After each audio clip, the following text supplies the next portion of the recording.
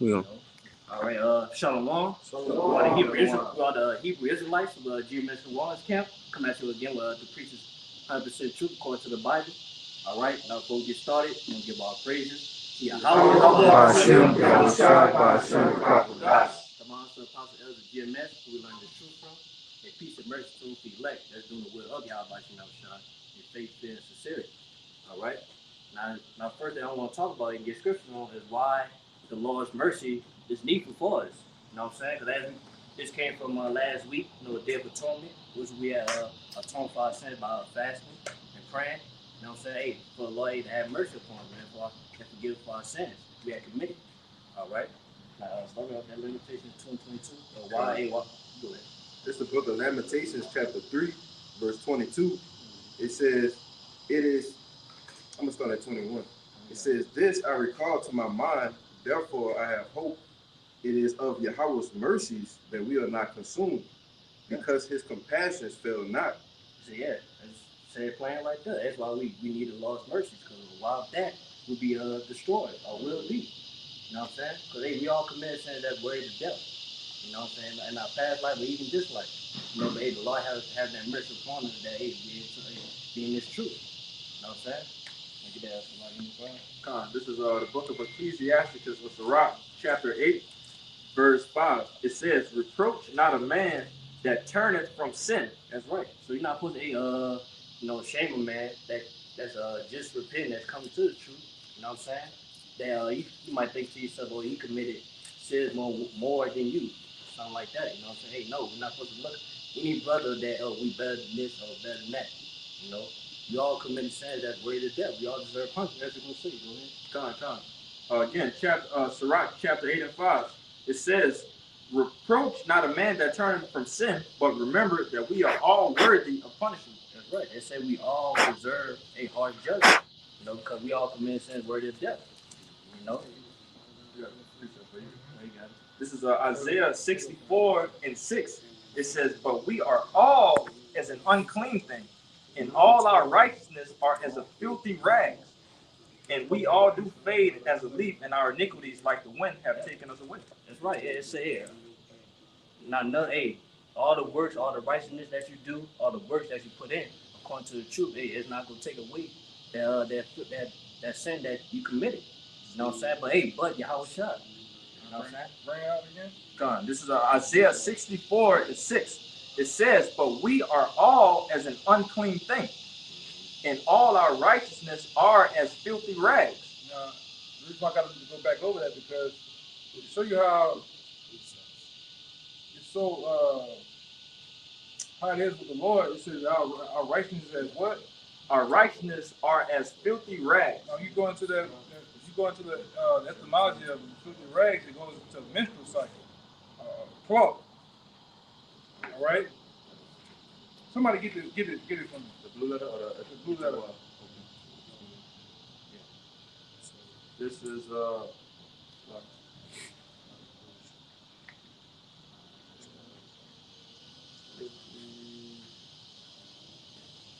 and it's very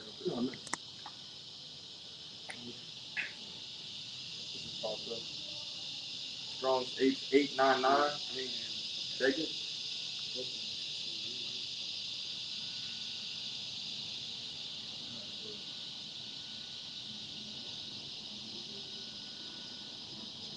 That goes in rags, but then you got the seven words of filthy.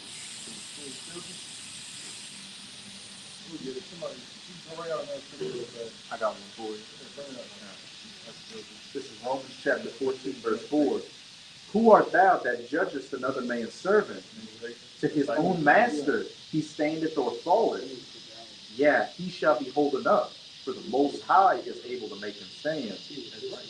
Yeah, so basically, you're not supposed to go to any man that's like just repentant. You think because you've been in more like years and years, you think you're more righteous than that. But ain't no brother is more righteous than another brother. Yeah, read it again though. This is our righteousness as filthy rags. The little that we do is still, it ain't enough, man. Right? It's still kind of real low. Right? And we know a menstrual cycle, that's something that's very low. Right? Read again. Yeah, Yeah, and then go into the words. This is Isaiah 64:6 again. It says, "But we are all as unclean things, and all our righteousness are as filthy rags. And we all do fade as a leaf, and our iniquities like the wind have taken us away." And this is the word filthy in the blue letter. It is Strong's H5708 Ayad. It says menstruation, a filthy rag stained garment, figurative of best deeds of guilty people. The Strong's definition says, from an unused root meaning to set a period, compare the menstrual flux as periodical by implication, soiling filthy. Yeah, so we know that, I don't want to go into it, but we know that the menstrual rag that will pretty much be for a woman, there's nothing significant or clean about it, you know what I'm saying? Disposable. So that's how our righteousness is compared, man. We just doing what we're supposed to do, all right? Like the scripture goes into, it said that reasonable service. That's right. We're doing what we're supposed to do, all right? Even the little things we do, we just count it to the Lord, man. All right, we're not looking for no rewards, trophies, plaques, or nothing about it. We know it's nothing, all right? It's nothing. Go ahead, So yeah, we all refer to as that filthy rag in the scripture because, hey, we go to a physical rag. When you clean it, you wash it, and then it becomes dirty again. We got to write something dirty out. You know, we all refer to that because, hey, we know we are washed by the cleansing of the word. But yeah, we in the sinful flesh. We get dirty every now and then. You know what I'm saying? John, that's if I can add to you, this is what you come out the definition. It says again, a figurative of best deeds of guilty people, meaning that we're all guilty of it. Yeah. You know? If I consider add to the elder, blood defiles something. That's why I say eat not the blood of the flesh, right? So by him explaining the blood, it's like that's contaminated and polluted. So if our righteousness is as that, you can't really dwell in the righteousness like that, man. Right? You gotta what? Go about. You gotta, no. Go ahead. Finish your point. Yeah. You gotta basically have faith in what you're doing. All right, more or less over in the righteousness, because your righteousness don't save you. At the end of the day, the law can't save you. So you can do as right as you can, right? But we do still rehearse the law and do the things of the law. But when you're saved of the mercies of the Lord. Go ahead. Like some of these camps that we know of. Mm-hmm. Just like IUIC, the law, right, all day. Yeah. Then they jump around. If they do something that seems good, they're making videos, trailers, boasting. Yeah, boasting about the little right that they do, man. Yeah, riding on a goddamn horse, man. All right, it's bullshit, man. Go ahead. The scripture that the brother's about to bring out is that, hey, out of all the sins we committed, hey, this is what the Lord did for us, man. Go ahead. It's the book of Sirach, chapter 17, verse 20. It says, none of their unrighteous deeds are hid from him, but all their sins are before the Lord. That's right. They say everything we've done, every sins we committed, hey, the Lord seen or know about it already. You know what I'm saying? Now, but even with that, hey, that's what the Lord did for us. Go ahead. It says, verse 21, but the Lord being gracious and knowing his workmanship, neither left nor forsook them, but spared them. Yeah, due the Lord's mercy, he spared us, from his wrath. You know what I'm saying? Like all the sins we committed, that's worthy of death. Hey, Lord have mercy upon us on this time. Yeah. This 2 Corinthians 3:1 is for you too, Zaquan. It says, do we begin again to commend ourselves? It's a question mark. Yeah. Tooting your own horn and shit, man. Because you can't do that. Because the scripture tell you, the more you learn in this thing, the more wisdom and knowledge and understanding you start to get, the more humble you need to become. The greater thou art, the more humble thou shalt. Yeah. What happens when these niggas in the hood, or these rap niggas, when they go from being on the bottom, y'all was just talking about being the base. Mm-hmm. What happens when they go from being the base overnight, and then from overnight they be proud. Nigga walking on a $300,000 car, walking on the bitch. Just walking on the top of the car, posing and shit, boasting himself, tooting the horn. We don't. What part of the scripture says, why earth and ash proud, man? And it says, how many of you might get that from me? Yeah, that's Sirach 10. It's Sirach 10. Go ahead. Yeah, go ahead. Read that one for me. This is Sirach I got it. 10 and Go to 17 and come down. 10 and This 9. is Ecclesiasticus of Sirach, chapter 3, verse 17. My son, go on with thy business in meekness. Hey, go on to our business and meeting. And what this we in is considered the Lord's business. All right. So you got to do what in the business? Go on with thy business in meekness. Being meek, man. What the scripture says, the meek shall and what? Inherit the earth, man. All right. Not the proud, not boasting. Right? So shalt thou be beloved of him that is approved. Come. Right? Verse 18. The greater thou art, the more humble thyself. Yeah, the greater you are, all right, when it comes to the truth, the more greater and the more you start to build up and things happen for you in this truth, the more humble you should be. All right? And the greater thou art, the more humble thyself, and thou shalt find favor before Yahweh. Yeah, the Lord's going to find favor in you, man, by being humble, being on the low, being meek, man. All right? Being respectful. You know, that's a big thing, too. What is that? Yeah, oh, that's it? I still got a little more in this too for you. Yeah, read that one. Kind of. Should go to 20. Yeah.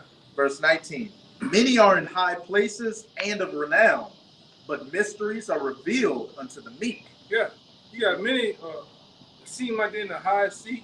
Seem like they got it all going on, but it says that the mysteries, all right, are revealed to the meek, all right. And we know that scripture links up with another scripture that says the Lord revealed His secrets to who? Serve the prophets, man.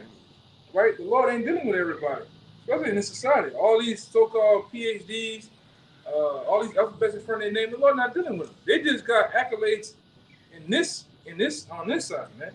We got accolades in the heavens. Right. All right? Ooh, hold on real fast. Let me get it out of there. Verse 20. For the power of Yahweh is great, and he is honored of the lowly. Yeah, the Lord dealing with the lowly. We did a video a while back. The Lord dealing with the underdog. We consider the underdog, the guys that are so-called despised in society, right? The last hired, the first fired, all right? The ones that are shunned by their family members, all right? Shunned by these so-called people in society. Well, we're the lowly, all right? And that's the ones who the Lord dealing with. The Lord not dealing with the guy that got all the, and like I said, you can have that in the truth. As long as you maintain yourself, you can have all the things that would seem like the world would have, but you know how to maintain yourself in the truth. But the people in this world, they high-minded, they're proud, they boast, you know, of the things they have. If I could say, in one of those Indiana Jones movies, with the Holy Grail that gave eternal life, they had 3 cups, and if you chose the wrong one, it would kill you. But if you drank from the right one, you would get eternal life. And the wrong ones were the best-looking cups, gold and silver with mighty gems, while the actual cup was a base piece of copper, like a dirty, dingy-looking cup. That's how the Lord looks at His men in society. The average guy that you would look at in this truth that gets shunned, if you put him on a top scene to the world, they would shun. Oh, he's not tall enough. Oh, he don't have enough muscles. Oh, the Lord don't never deal with that shit, man. He deals with the guy that's a base. Right? That's why He made that. That's why the Lord makes that similarity. He said the guy that's weak amongst the flock, I'm gonna make him as David in that day. Yep. The guy that's feeble amongst them, I'm gonna make him as David. And David was a mighty man, right? And then the ones that are in strong spirit, I'm gonna make him as myself or the Most High, man. But the Lord dealing with the low. All right, you was about to say something. I want to say, always the Lord is dealing with the lowly, the humble. You know what I'm saying? Because see, if the Lord was dealing with somebody that was high and mighty on this side, people give them credit. They don't give the Lord credit. So hey, when the Lord dealing with the lowly, hey, this is unbelievable to people. So they got no choice but to give credit to the Lord. Hey, bring that scripture y'all like bringing out about the poor man and the rich man. They respect the rich man, or a guy that seems like he's rich. Everybody respects him, but the guy that's poor, all right. Say, what fella is this? Yeah. Who question everything. Yeah. What you doing here? Yeah. Who the fuck is this guy? I got it. You know what I'm saying? But that's how even they treat the man in the Lord like that, you know? Yeah, but no reputation. Okay. You know, that's how they treat the man in the Lord. Like I say, you know, we do this thing to the best of our ability, man, to the point where we don't we start acting out the world. We don't care what you think of us either. All right? All them guys, these ain't even dresses, man. These are representation of holy garments. All right? And they show you that the world judges based on what? Your appearance. How you look at them, how they view you. But we are viewed in the eyes of the Most High, man. All right? That's why there's no goddamn way. I couldn't do this on my own, man. There's no way you can go down through the Revelations and break them down blow for blow. There's no way you can go through the Daniels and break them down blow for blow. Exodus. That had to be given to you. Some other power has to give that to you. Yes. You can't just get it. You can't just get that. Zechariah, the first chapter, shows you that had to be given to you, man. You know? John 3:27. That just ain't nothing. And like I said, that's some of these things are how the operation of the world works, how the Most High deals with reincarnation. Those things are so high and powerful on the spiritual level that it goes over the people in the world heads, man. Because he ain't fucking with them. Oh, I'm just cut it like that. I still got one in the command. Okay, come. Finish it out. I'm giving it back to you, man. This 2 Corinthians 10:12. It says, for we dare not make ourselves of the number or compare ourselves with some that commend themselves. Yeah. But you know, like they got men that commend themselves. Pat themselves on the back. Right? We didn't see these guys come and go. We didn't see these camps come and go. You know? It's always tooting your horn, man. Like you ain't done nothing. You know? I got more. But they measuring themselves by themselves and comparing themselves among themselves are not wise. Yeah, they're not, man. Because while you doing that, the Most High is looking at you like, come on, man. I'm about to, you know, the Most High about to really just shake shit up for you, man. Go ahead. Last one. I'm gonna jump to 17. But he that glory, let him glory in the Lord. For not he that commended himself is approved, but whom Yahweh commend. I'm gonna read it again. Read that, yeah. 18 or 17. But he that glory. Because I gotta answer to that because Paul went through the same thing. There's him. You know, Paul went through the same thing, and Paul gonna tell you what to do. But go ahead. Yeah. It says, but he that glory, let him glory in the Lord. For not he that commended himself is approved, but whom the Lord commended. Yeah, who the Lord commended.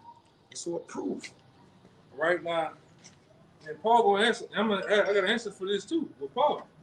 All right, you glorying in this, glorying in that. This is what you're supposed to glory in, man. If anything, go ahead. This is 2 Corinthians 12, verse 7. Where you at? Put up on it. This is 2 Corinthians 12, verse 6. For though I would desire to glory, I shall. He started off the bet by saying what? For though I would desire to glory, though I was pat myself on the back. Oh, look what I did. I came to camp. For consecutive 7 months.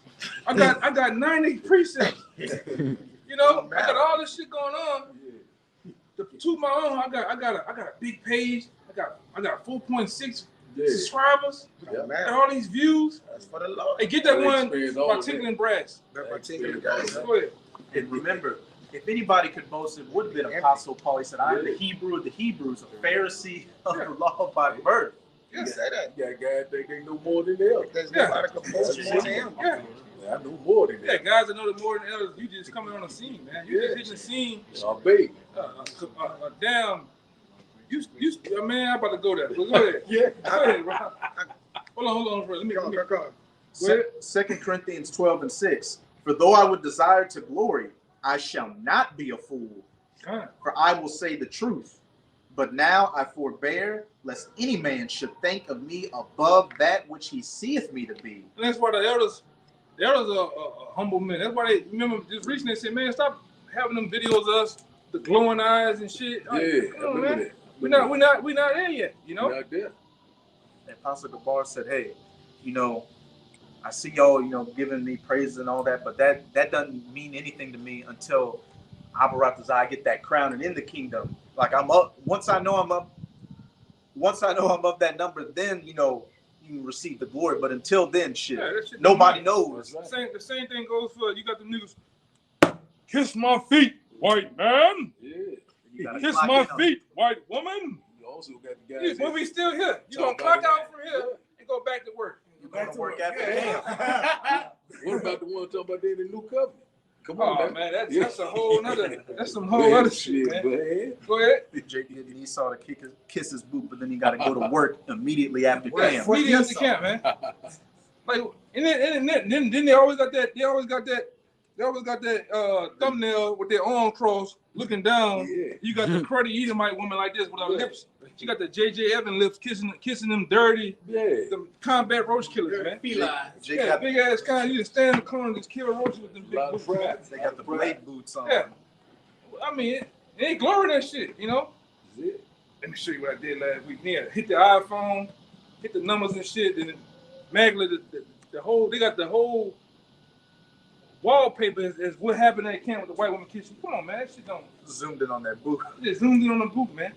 This shit is bullshit, you know. Entertainment too. Yeah. Go ahead. Lest any man should think of me above that which he seeth me to be, or that he heareth of me. And lest I should be exalted above measure through the abundance of revelations, there was given to me a thorn in the flesh, the messenger of Satan to buffet me. Yeah, so he's telling you, look, I had things wrong with me, man. I had a situation where, you know, Paul had a thorn in his flesh. All right, go ahead. Lest I should be exalted above measure. For this thing I besought the Lord thrice, that it might depart from me. He said, I prayed to the Lord twice that it basically depart from me. Go ahead. Verse 9. And he said unto me, red letter, so Shahawashai, my grace is sufficient for thee, for my strength is made perfect in weakness. Right. So whatever what was given to him, it was sufficient for him. That's you supposed to wear that. All right? Go ahead. Most gladly, therefore, will I rather glory in my infirmities, that the power of Hamashiach may rest upon me. That's the answer to what he said. If I'm gonna glory, I'm gonna glory in my infirmities. That's right. All right. Yeah. Yes. I may not be patient. Yes, I might have this and that wrong with me, but I'm gonna glory in that. Yeah. Hey, I'm. What we always say. I'm enduring, man. That's right. All right. I'm a work in progress, Right. which we all are. Better be in the house of mourning than the house of food, you know. Go ahead. Verse 10. Therefore, I take pleasure in infirmities. I take what? I take pleasure in infirmities, in reproaches, in necessities, in persecutions, in distresses for Hamashiach's sake.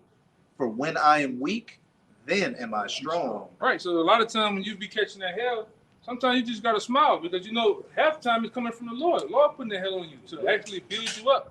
All the time it's coming from that. To be mentally strong, man. And straight game.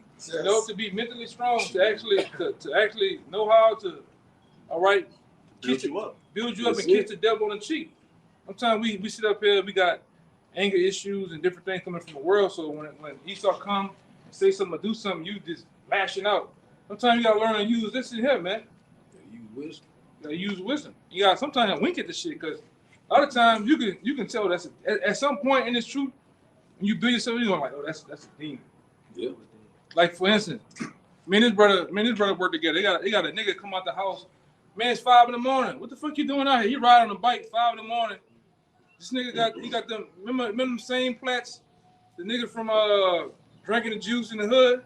Don't be minutes. Right, brother. He got them bitches just like that. And I'm talking about you up there. You probably gassing the truck up, the machines and shit. Fuck you looking at, nigga? Huh? What? Who said like he be tripping? But just like I said, you gotta like that's a demon.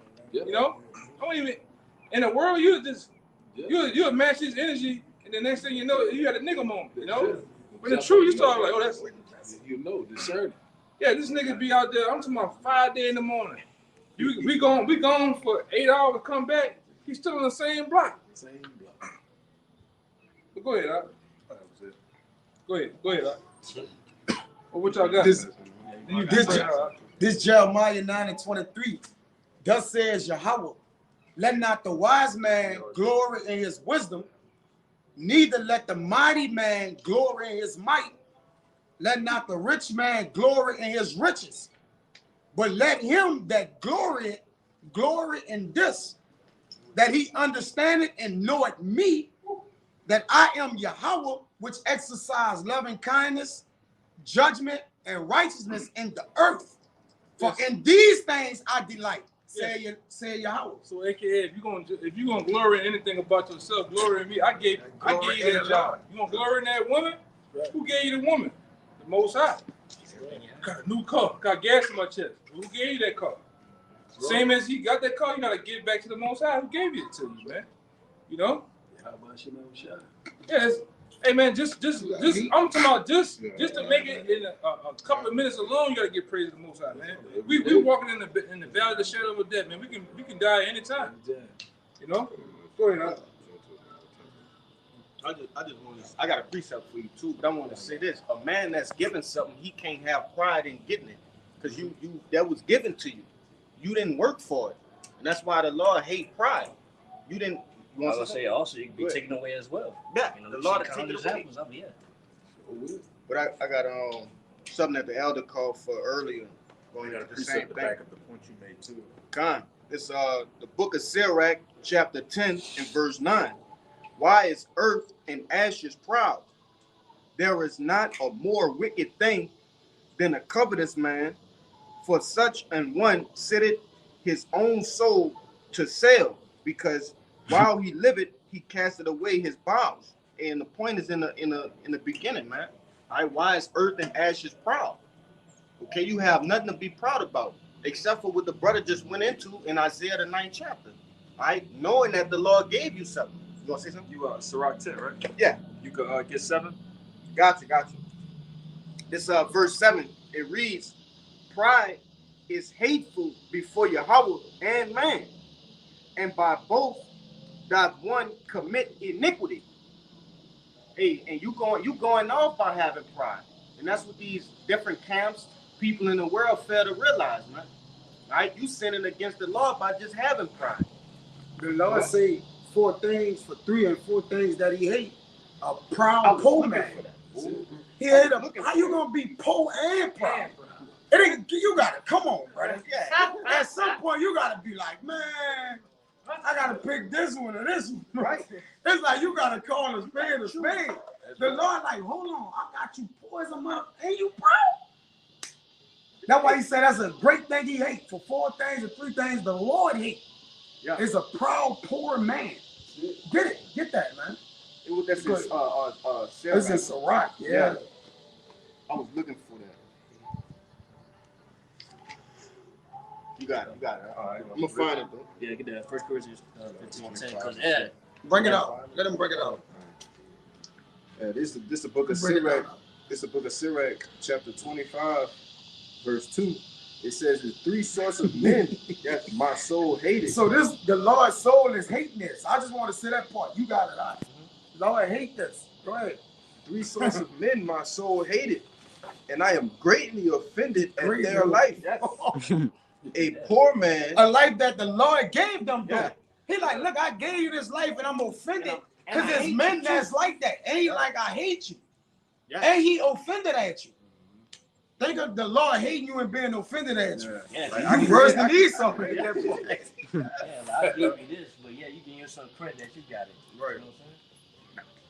Kind of. It says, a poor man that is proud. Yeah, we're the poor men right now. Mm-hmm. So what you got to be proud about? You still in captivity. Yeah. You know what I'm saying? If I could say it, that's like a child being proud that he punished. Yeah, you punished. It's like you supposed to learn something from this. Not boasting your punishment. Yeah. That's why I say you're supposed to obtain this knowledge that we getting right now. Say to repent. That's Not be proud of ourselves. Oh, we know this or we know that. Right. You know what I'm saying? There's nothing to boast in at the end of the day. Yeah. Pride puffeth up. Pride puff it up. Yep. It says, Lord, before a poor destruction. man that is proud, a rich man that is a liar, and an old adulterer that doeth. Doted. Like bragging it. Yeah. Boasting is adultery. You know, Boasting is kind of, adultery. he just, oh wow. But that go down the line for everything. Murderers, like I'm a stepper. Like the Lord don't like that. He like, I'm offended with this because really you're boasting in iniquity. So the Lord like, look, you're being prideful in your sin. That's why he say, because judgment isn't executed speedily, it's fully set in the hearts of the sons of men to do evil. So the Lord looking at it like, cause I'm I'm the one that kill and make alive, right? So you steady talking, you got a date on. You gonna meet, like you gonna run into. Go ahead. And that's why when David was on the scene and he was doing what he was doing, he gave all the glory to Yahweh. Because he prayed that the Lord would teach his hands to walk. He knew it wasn't of himself. He knew it wasn't something that he done on his own. The Lord had to give him the power, and he gave great glory to the Lord for that, man. Y'all got it, bro. Yeah. I have one. I got one. We're gonna swing. We're gonna just go around. This is 1 Corinthians chapter 15, verse 10. It says, by the grace of the Most High, I am what I am. That's right. He said, yeah, through the grace and mercy of Yahweh, he said, hey, Apostle Paul said, I am what I am. He was an apostle at that time. You know what I'm saying? So same go with us. Hey, all we will part of this truth, understand that the 100% truth, you know what I'm saying? And able to preach it is because they do the mercies of the Lord. You know what I'm saying? Go ahead. It says, but by the grace of the Most High, I am what I am. And his grace, which was bestowed upon me, was... I was, keep on. So like, and his grace, which was bestowed upon me, was not in vain. Yeah, we pray his mercy they have upon us that, hey, the works that we putting in upon the word, it don't go in vain. I mean, hey, we doing this work right now, then we fall out later on. You know what I'm saying? We don't want that, man. Lord, we don't get that. Do his mercies. You know what I'm saying? Go ahead. It says, I labored more abundantly than they all, yet not I, but the grace of the Most High, which was with me. That's plain right there. Hey, the Apostle Paul basically saying, like, no matter how much work I put in, you know what I'm saying? It's all through the grace of the Lord. Same go with us. You know, no matter how much righteousness we put, you know, how much charity, you know what I'm saying? Hey, it's all through the mercies and grace of the Lord. We can never forget that. You know what I'm saying? That's what I mean. I got something. You got something? Yeah. Go ahead. Well, That brother Ecclesiastes 11 and verse 14. One moment, let me get it back up. It says prosperity, goddamn tongue tie, prosperity and adversity, life and death, poverty and riches come of the Lord. So, you know what I'm saying? You know, you can be rich, you can be poor, you can be homeless. You know, it's all the Lord causes all those things. So, you know what I'm saying? So we got to be humble in the sight of the Lord. Yeah, always give credit to the Lord. I got a they precept. come around. They come around. Yeah, It's on you. I got a precept. This is Daniel 4:17. It says, this matter is by the decree of the watchers and the demand by the word of the holy ones, to the intent that the living may know that the Most High ruleth in the kingdom of men, and giveth it to whomsoever he will, and set up over it the basis of men. The reason why I brought that out is because Nebuchadnezzar had a lot of pride on him, thinking that he was the one in charge and in control, which was, you know, vice versa to how Cyrus was. The prophecies tell you that Cyrus, he gave, you know, praises to Yahweh Shemawashai. And a man that's full of pride, you can't reprove him, you can't rebuke him or give him any type of exhortation because he thinks he knows everything, which is opposite from a meek man. And that's what we're supposed to be. Cyrus was a heathen. Yes. So did Nebuchadnezzar, praise the Lord. All right? Cyrus was of the other nations, man, and he respected the Lord. Right? He let us build our temple. Okay, he you know, he let us do things. At the end of the day, you give praises to the Lord and he won't. He a heathen. Right. Nebuchadnezzar, he did that to Nebuchadnezzar. He let him grow beast claws and hair all out of him and eat grass, so he can humble him down. Then guess what? He was like, yes, the Lord, y'all Lord is the Lord. But it was all for humility to show if the heathen can praise me, how much more y'all can't boast, man. Right. I'll make a heathen man lift me up, man. So that was done for account that we may know not to boast. All right, go ahead. I got that account too, because that's the spirit. I just was reading this, you know, over the week. But this the book of Ezra in the Bible, verse 2.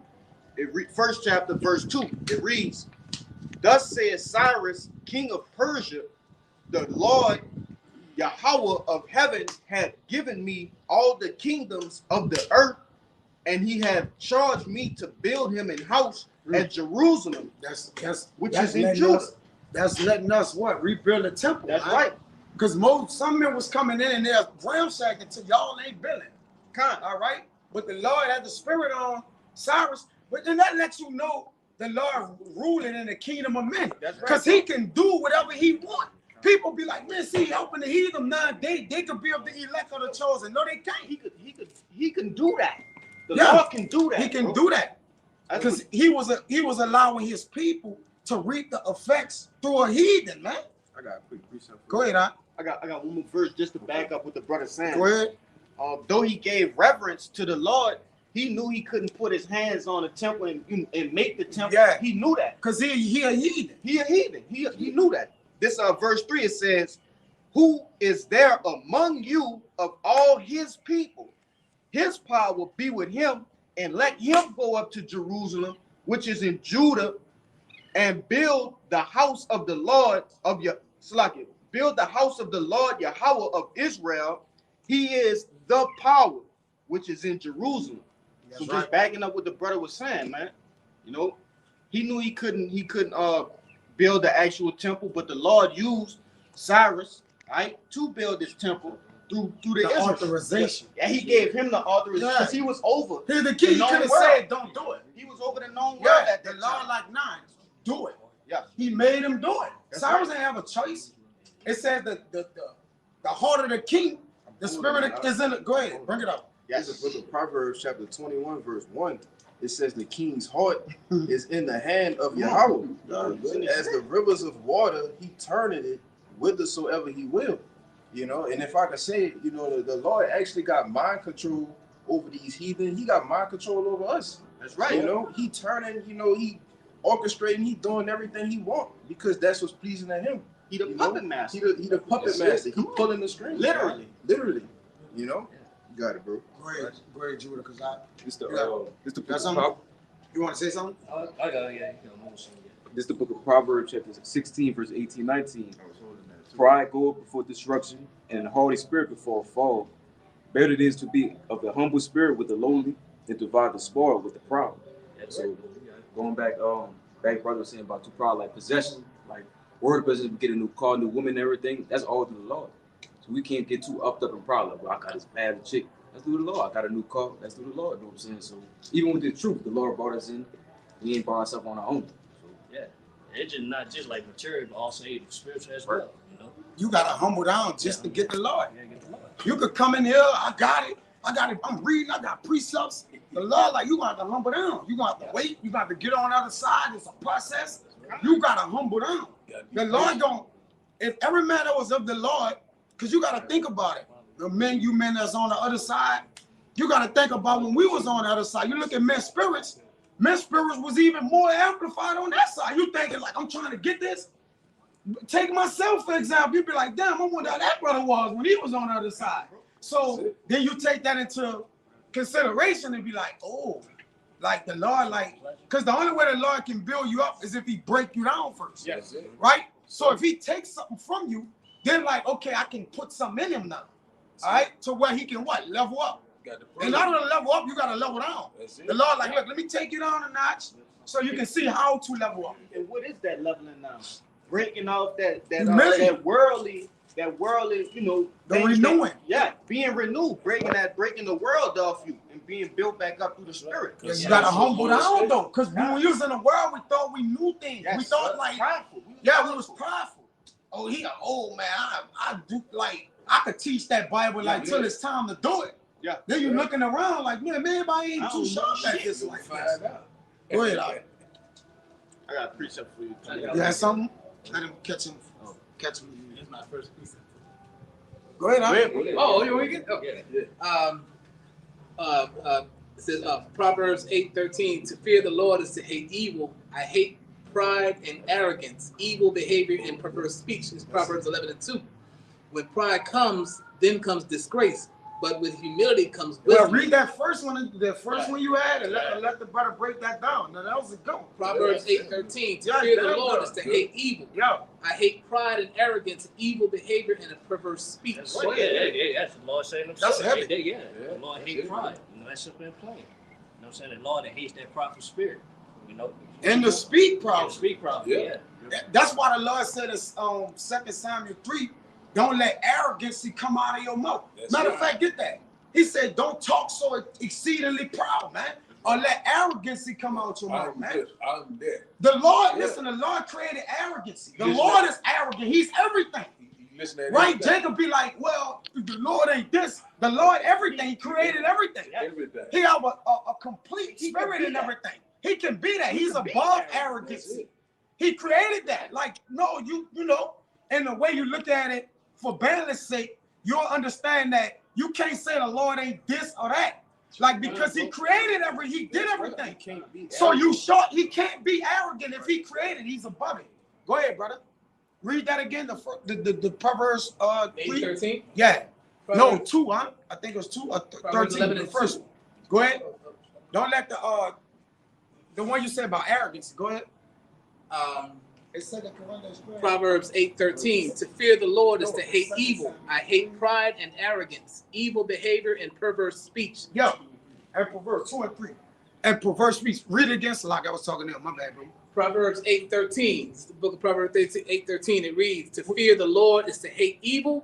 I hate pride and arrogance, evil behavior and perverse speech. Yep, and perverse speech, man. All right? Because what's perverse in a man's speech is if he says something he have no control over. Right. Or something that the Lord, like, bro, do you know who I am? Yeah, I'll take you out right now. The Lord will kill some men when they offended with their tongue right there. Right there. Just call a siege and die. You see some of the pastors, they're on the pulpit talking, and then they just fall out and die, man. The Lord, like, I ain't letting that word get by me. Get him, man. So you got to think about that. He ain't perverse speech, but go ahead. A false tongue. That's a false tongue. Go ahead, let him get that. Go ahead. You got it. So we don't get off it. Go ahead. The second. I got you. Okay. This is 1 Samuel chapter 2, verse 3. It says, talk no more exceeding proudly. Who you think the Lord talking to? Who talk proudly? Jake, poor man. Jake be the one mouthing off. Esau don't really be popping like that, because he's in power. He like, y'all talking. We real good over here. Yeah. You hear Jake talking about how he gonna put that thing on you, and this is in a cult, and this. He done already got that bitch cocky when you like, as soon as I'm gonna do something, I'm gonna shoot you. Right. Like Esau don't even talk, he just pull out and kill you.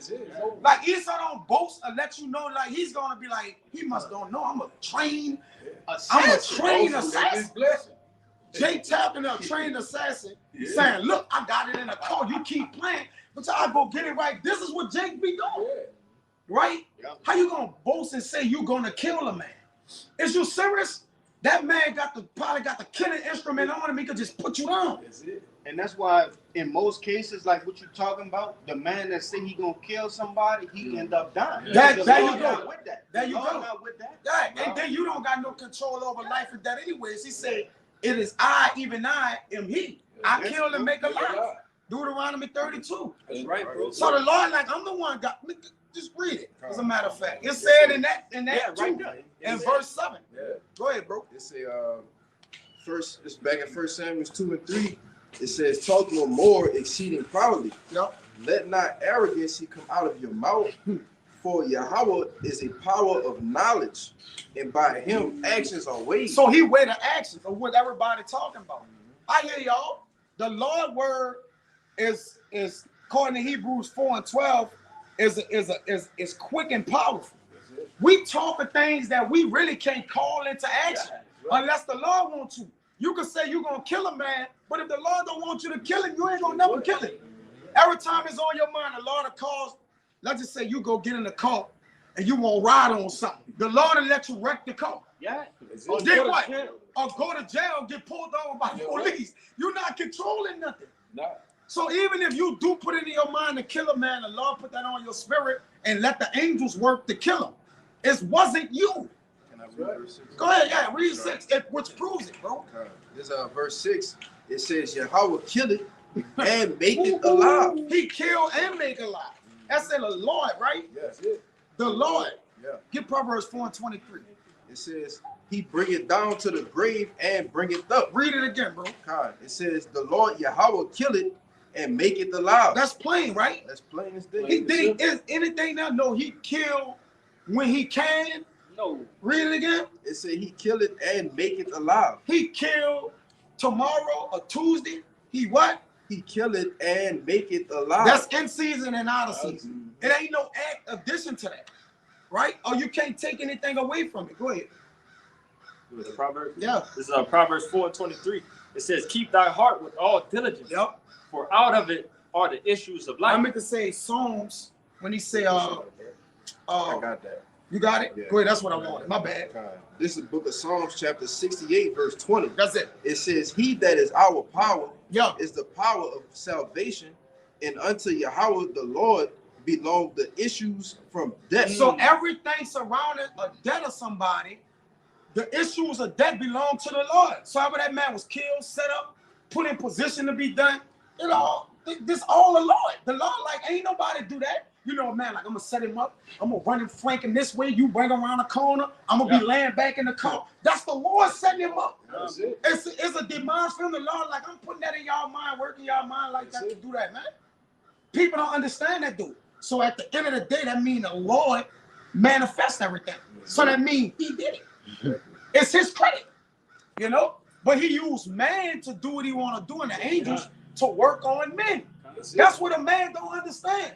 So I don't worry about nobody say, man, I'm a doc, I'm going to take care of you. Boy, you know what I tell him? Man, you better go holler at the Lord about that. How you going to get, you got to get permission from the Lord to do that. That shit sound good, but you got to get permission from the Lord to do that, man. And that's what? A great deal of faith. But that was it, bro. And just to bring out a point real quick, just to show you how Esau is so anti-Yahweh, man. What's going on right now in the city? Decadence, pride, right? Pride month. Pride, yeah, you pride. Yep. And there, I had a date the other night, man, with this Edomite chick, and we was at the we gonna eat pho, Chinese food, and she was like, well, what are your thoughts on pride and stuff like pride and stuff like? I'm like, well, on homosexuality, I told her, I said straight up, I ain't with it. I said, but if a man is you know, if that's how he is, that's how he is. As long as he don't bring that shit my way.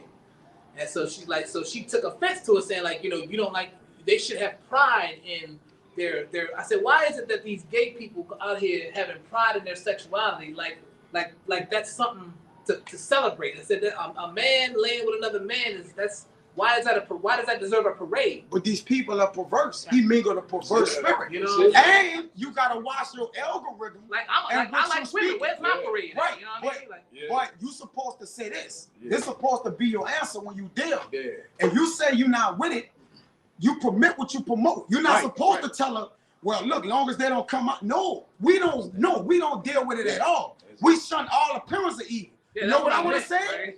I would have said, look, what you permit, you promoting. If you don't shut it down, that means you could be potentially with it.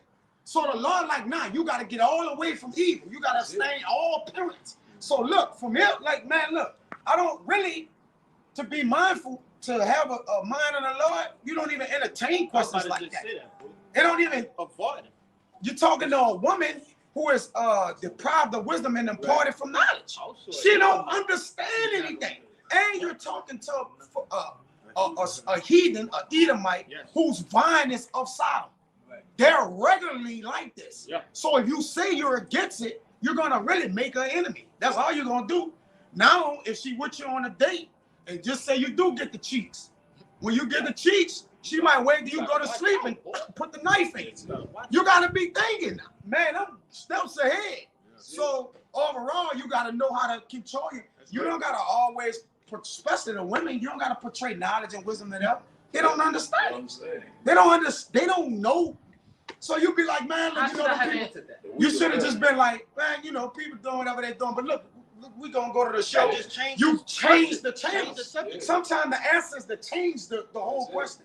I don't That's really the get answer. into that. And move on. You just be like, I don't really get into it. There's a lot going on with that. And then it's like she can't really come back with nothing. Be like, but look, you know, let's go get this movie, get the steak over there, and just try to move around. You know, that's it. You know, it's according to the temperature, everything. But go ahead, brother. Thank you. We all got a precept. You say you had. I got one. You got something to go on what I was saying? That was pertaining to what you were saying. Let him, when you read it out, let him break it down. Okay, gotcha. This is Proverbs 4:14. It says, "Enter not into the path of the wicked, and go not in the way of the evil men." Read it again. Read it again. Proverbs 4:14. It says, "Enter not into the path of the wicked, and go not in the way of evil men." Right, like I say, don't go to the path of wicked men. I mean, hey, all the wickedness of the way, stay away from that. You know, don't go into the path of it, or else you to be destroyed. Right. Avoid it, pass not by it, turn from it, and pass away. Yeah, that's how. Hey, that's what we're supposed to do. We become Israelites again, man. Because they stand for all wickedness of the world. You know, that's what we destroy. You know what I'm saying? I got something for you. This the book of Psalms, chapter 34 and verse 18. It reads, "The Lord is nigh unto them that are of a broken heart, and saveth such as be of a contrite spirit." Well, hey, on way to be face to face with you gotta be broken and contrite spirit. That's the only way the Lord will deal with you. You know, You got more? cause they you got more in there. That's it. That's it. That's it. That's it. Y'all got some? You got something? Y'all brought out the Sirach 10 already, right? Yes. Okay. Correct. Got something? Yeah, I got the Maccabees, man. Oh yeah. This is Second Maccabees chapter 1 verse 2. Yeah, based on that brother's about bringing up the scripture, hey, go back to the topic we was talking about. Hey, is that hey, we can't forget that the Lord is allowing us to do this work. You know what I'm saying? Go ahead. This is Second Maccabees chapter 1 verse 2. It says, "God be gracious unto you, and remember his covenant that he made with Abraham, Isaac, and Jacob, his faithful servants, and give you all in heart to serve him and to do his will with the good courage and a willing mind." That's right. So basically, the Lord showing us grace by giving us the mindset to serve him, as we're doing right now, and to do his will, as we're doing right now. We're preaching his word. You know what I'm saying? He also say, he give us the mind and a mindset to serve him that we're doing with confidence. Well, it say good courage, right? God, It say good courage. with the good courage and a willing mind. Yeah, you see like how confidence, how brothers are when they preach the word. You know what I'm saying? They also when they speak on certain topics. You know, it's all of the Lord. They give them that spirit to do that. Right. You know? And what the brother is adding here, to say things with faith. All right. When you go into that word confidence, kindness with fidelity means faith. Right. All right. So you're saying things with assurance, right? Believability. Give me Romans 10 and 10, brother. And I'm gonna let you get it. Romans 10 and 10. All right. And this is why we stand. That's how the righteous man stand in both. Because really, when we read the Bible, you got to remember these are the words of the Lord. We don't, whatever this say is right. It don't matter how controversial it is to us. We like, look, bro, this right to me. Now, however you feel, cool.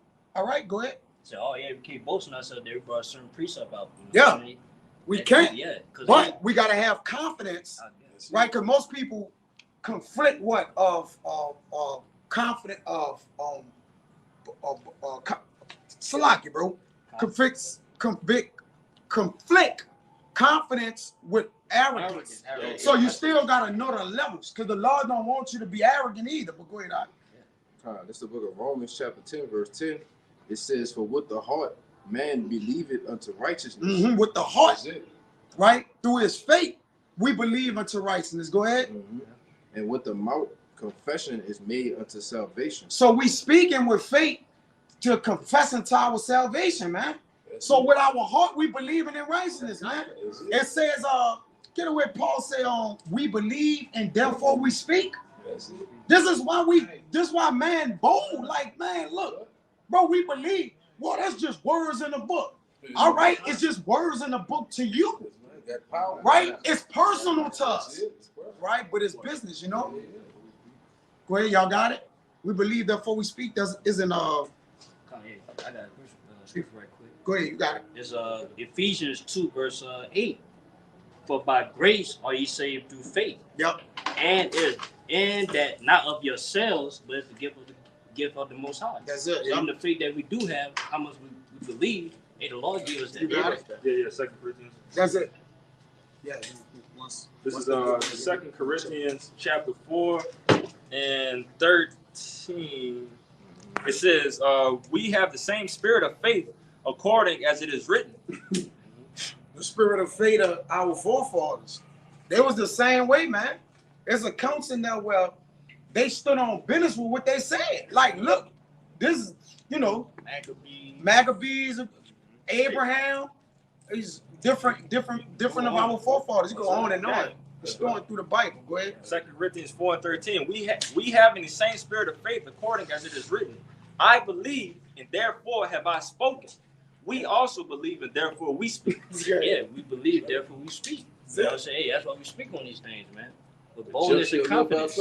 Yeah, with boldness and confidence, because hey, we fully believe in this thing. You know what I'm saying? Hey, Lord will he allows us to believe to the end. You know, that's what it's all about. Hey, faith. I saw a brother name this video, faith speaks for itself. That's it. And it does. Yeah. It actually speaks for itself, man. Because when we speak of the faith we have, it's the faith that's in us. We're talking about the faith, all right, of the Lord, or what the Lord ever stored in us. Go ahead. You got to go. This is the book of Hebrews, chapter 4, verse 16. It says, let us therefore come boldly unto the throne of grace, that we may obtain mercy and find grace to help in time of need.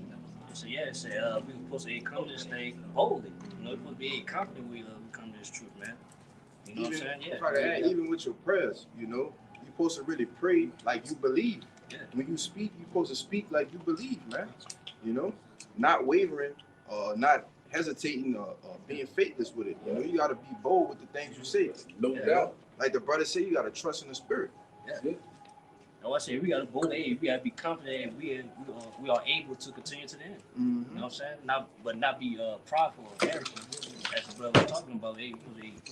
Humbly be confident. Right. That we able to remain in this thing. Yeah, and it's a humble way to be bold or confident. Humble way. And not being prideful or proud. You know. Yeah. That's why Scripture say everything we say, everything we want to do, we give credit to the Lord. They say Lord will. Yeah, Lord will. Yeah. I don't want to write this out.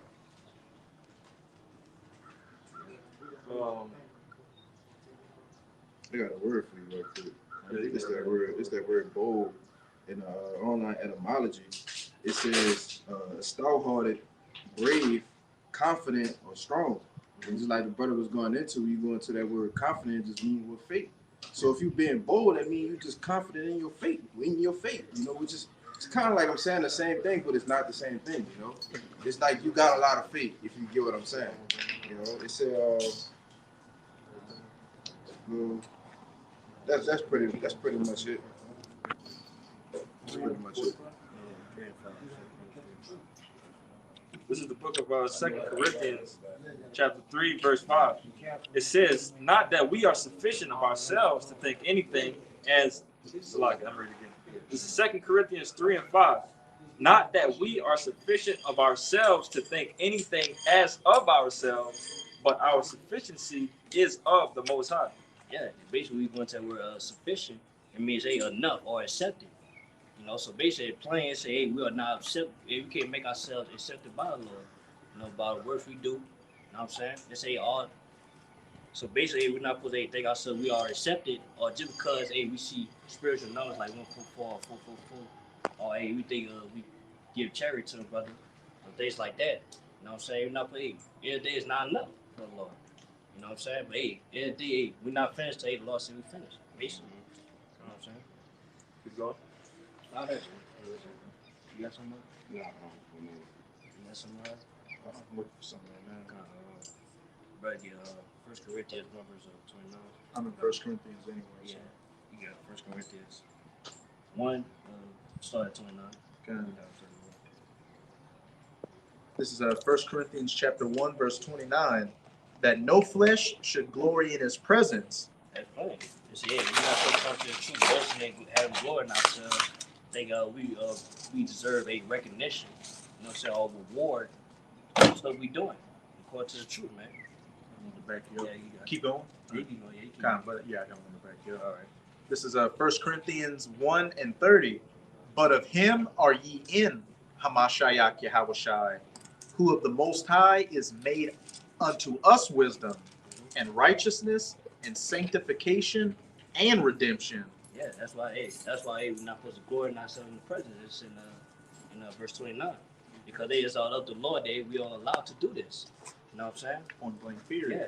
And we Yeah. It also say it's a in your house shot. You know, hey, house shot, like y'all shot shedding that blood for us. Hey, we are able to be at one wild power again. You know what I'm saying? We're able to repent. You know what I'm saying? We have the wisdom to forsake this wicked this ways of this world. You know what I'm saying? Also, we rehearse the righteous acts. You know, according to the law, statutes, and commandments, man. All right. got one back. Got another one. This one to back up that point you made. This is John 15, verse 16. Ye have not chosen me, but I have chosen you. Yeah. That's right. Basically, it's plain right there. The Lord ain't called us to do this work. Because then we they and ourselves back then, we would be prophets. You know what I'm saying? All we chose to do it. You know? There was no point. There was none in our lifeline or our goals in the rules in the world. Hey, but the Lord had turned our minds around. You know what I'm saying? Put us back to remembrance where do the work. We do righteousness. You know, as we're supposed to be. You know and just as easily as you were given the truth and can prophesy, just as easily as it can be away, taken away. Yeah. Hey, one day you're a prophet, the next day you're a damn feather duster. You bugged out here. Yeah. And we've seen it plenty of times. Henceforth, ye have not chosen me, but I have chosen you and ordained you, that ye should go out and bring forth fruit, and that your fruit should remain, that whatsoever ye shall ask of the Father in my name, he may give it you. The first main part. So that was the main point, man. So you're supposed to pray and hope, you know, and be humble enough to where we able to remain. You know, that our fruit will remain, which the work we put in. You know what I'm saying? Finishing that first one. Verse 31. That according as it is written, he that glorieth, let him glory in the Lord. Yeah, so you want glory, so glory in the Lord. Give credit to the Lord. At the end of the day, man, all the work you're doing, y'all gotta give credit to the Lord. As of him, and you're allowed to do what you do. You know? The fact that you're alive, breathing today. Yeah, alive, yeah. This is backing up what the brother brought out, but in 1 John about the Lord calling us into this truth. You know, but it's a certain expectation that's required in this truth, you know, especially when you enter into the business of the Lord. All right, this is the book of 2 Peter, chapter 1, verse 10. It says, "Wherefore the rather, brethren, give diligence to make your calling and election sure. For if you do these things, you shall never fall." So while the Lord has called you out of the world, called you into this truth, it's a diligence, it's an expectation that you have to meet. It's requirements that the Lord requires you to meet, man. You know, that's what the word diligence actually go to. You know, to make your calling and election sure. Because if you do these things, all right, if you don't fall off from doing, you know, what the Lord has blessed you with, you're not gonna fall. All right, you're not gonna fail. I want to make a point. Yeah, say we're supposed to keep that diligence when we come in this thing all the way to the end, and not like a certain period of time. Do you stop thinking, you gotta swallow the cherry? You know what I'm saying? Or you think, you did enough for the Lord? No, it's never enough. You gotta continue to do this. We for sure obtain salvation. Just the back of the precept show I was talking about. And think about it like a job. Hey, your boss chooses to give you the job. You go on the job, you got to do work to keep the job. But if you just think, I'm gonna get a raise if I just sit on my ass and do nothing, hey, you ain't gonna be at that job long. You're gonna get fired very quickly. Yeah. Even example like the apostles. You know, they've been in this thing like almost 40 years, and they still have that diligence to do the work. So almost for us, like we don't got no excuse. The work don't stop until we get to the chariots, man. You know, till the Lord actually sends the famine of the word. You know, all hell break loose and judgment is full blown in the streets. That's it. You got to do it. If I could add to you, like I said, and that's the beautiful and scary part about it, man. Like again, none of us knows, man. None of us know if we're actually that chosen, but we're going to continue to work. So having that fire lit under our ass to keep on pushing and keep on going, man. That's why we got to keep on doing this. Yeah, don't stop till the missile drop. And we're at the top. You know what I'm saying? I know, man. got a quick piece of it. Yeah. Back up what you just said, boy. Yeah. This is the book of Revelations, chapter 3, verse 15. It says, I know thy works, that thou art neither cold or hot. I would thou were cold or hot. So then, because thou art lukewarm and neither cold nor hot, I will spew thee out of thy mouth. Yeah, I got it. So yeah, basically, a Lord knows what type of work you're doing, right? You're on fire, or rather, you bitter of the fence, or you cold, or you're not doing that at all. But yeah, in the day, the Lord don't want you to be lukewarm. Fervent in spirit. Yeah, fervent in spirit. Yeah, Romans. I think no, Romans. It's Hebrews. Yes, it's one of them. But yeah, basically, yeah, you're supposed to. The Lord wants you to be fervent. You know? Yeah, you gotta choose a side, man. You can't be on the fence. You know, you here 1 week, and 2 other weeks you're not here. Then you gotta be on fire. You know, for the Lord. You gotta be basically to the point where you know you can definitely see. There's certain things in a man that you can tell, like, oh, you know, they got other things. Because sometimes brothers have other things going on. Don't get it. It's not that serious. So you got brothers that have things going on, but when you talk to him, when you deal with him, you can. It's without a shadow of a doubt. Aside of what's going on, you can tell that the man is fervent in spirit for the Lord. He's not lopsided, you know. Huh? Ain't wavering. Yeah, he ain't wavering, man. You know, we've been around guys in the past. You know, guys that we didn't ran past.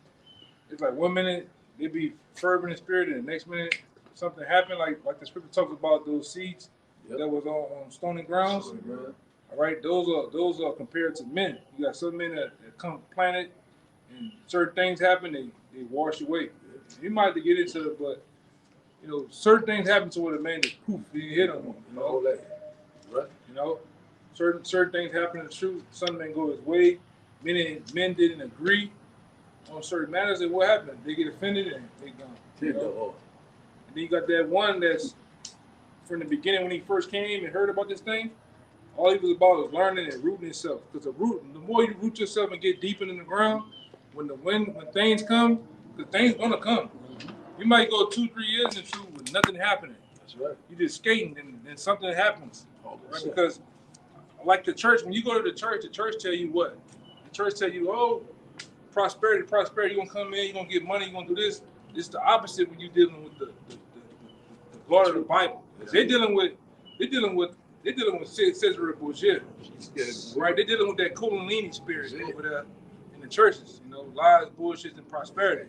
You get into on this side with the Lord and start dealing with, the Lord start bringing things your way, right? Things start happening, right? So you got to get rooted deep, all right? Because if you ain't rooted deep in these scriptures, guess what happens? A pastor can come and cut you up and get you back in the church with him. If you ain't rooted, you got to get deep into these scriptures, man. Deep into the understanding, to the ways of the Most High, where you starting to live it. When the cameras are off and brothers ain't around, you're not going to be subject to get tempted to eat a bologna sandwich. You know what I'm saying? Yeah, you know. So it's really, I'm gonna tell you this. It's more about what's going on off the camera than on the camera. That's right. You're not getting peer pressure to bring your homeboys to smoke the weed. That's it. Or to do the pills or whatever the fuck you're doing. Yeah. It's gonna be all right. Yeah, nigga slap my mama. Let's go around the corner, you know. You're not go do this here. But it's to the point where you're rooted deep to where when things come your way, because they will come. You're not just easily moved, man. That's right. You won't get choked out. Yeah. So you gotta get rooted, man. You gotta be rooted. Then I'm gonna say this: you gotta pace yourself too when you in that process of rooting yourself, because you got certain cats in the past time I seen, yeah, they get rooted, but then on the process of getting rooted, they're starting to get into different books. Oh, you heard about the keeping it? You heard about this, the Jasper? Yeah. I better leave that shit alone, man. That shit'll bug you up. Dude came on my comic book and said, in the book of Jasper, what I did, I just looked over that Camp Puss. Yeah, look at the book of Jasper. Yeah, try you now. Yeah, that's why I say, the scripture says about being minded of making many books. Yeah. If there's no end, you get into you gotta get rooted before you get in those books, because those books will actually persuade you and bug you out. You gotta learn to take the meat from the bones, meaning take the good things in this. You might read a book that matches up with the scriptures. Everything is supposed to be fitted to the scriptures. So when you read a book, do this. Is this book lining up with what I've been taught from this point? That's right. If it goes all okay, it goes got bones in it. All right, meaning things don't match up. It's just an opinion from an Edomite, an opinion from the author. You gotta pick out the bone. Yeah. So you gotta learn as a young man coming up in the tree. You gotta learn to pace yourself. You gotta learn to identify those things. If not, those things can take you. That's right. All right. You about to say Yeah, I something? want to say, yeah, basically, like, yeah, we gotta be rooted and grounded in the scriptures. It's the first book. Because they say we read another book, and they like you might read something that's like, they might come up on you like, hey, this seems true. This seems it feels good. Then all of a sudden you just teaching. That's all you teaching now. That's all you believe in. A lot of people got on that book of Enoch. That book of Enoch, a lot of people got. Yeah, man. The book of Jasper. I just see plenty, and Jake believe that shit. Yeah. Next thing you know, you can read the Book of Mormon. You unfollow GMS, you start following Big Judah and shit like that.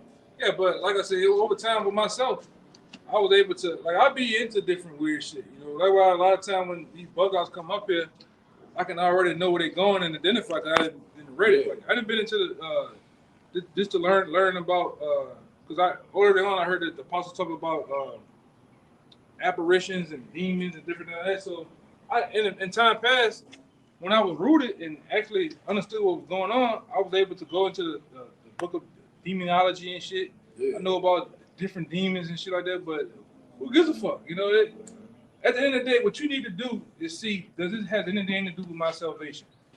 Point period. If it don't have nothing significant to do with your salvation, just toss it, man. These should be the main two books that you should be dealing with and getting rooted in, man. First and foremost. And I'm talking about putting in work for, if we here long enough, for a couple of years, man. That's it. All right, it takes time. It takes time to actually wash away what Auntie Joyce, your mama, grandmother, right. Uncle Jesse and them been talking, man. Pastor Pork Chop. Yeah. It takes time to get those things away. Get it out of here. All right? White man Jesus. Right. Look. So that's what you need. You need to deal with the basics first, man. Then you need to deal with what you can actually understand. First and foremost, understanding Deuteronomy, the 28th chapter, that book of Deuteronomy 28 is solely talking about us. You need to read it, digest it, read it again, digest it. All right. Then as a man that's coming into the knowledge of the Most High, I always suggest that you go into the book of Sirach. Read the whole book of Sirach, because it tells you about, first and foremost, it tutors you on how to be a man. It tutors you on how to deal with women. It tutors you on how to deal with the people of the society. All right, with wisdom. All right. Psalms and Proverbs too. Yeah. That's the change. Yeah. Then you got to dive deep into those stories. Right. What happened in Genesis? What happened in Exodus? What happened in the first 5 books? What happened in Joshua? Yeah. On and on and on. Visualize what you read. You know what I'm saying? Be a good storyteller. You know? Yes. Yeah. That's a good point. Yeah. When you read those stories, you read about those wars that we had. When you read about King David, you should be able to visualize it like a movie, a soft cartoon of them doing those very acts that they was doing, man. You know, the things that Ehud did, and on and on and on. You know, go ahead. They got the precepts and things before time was while learning.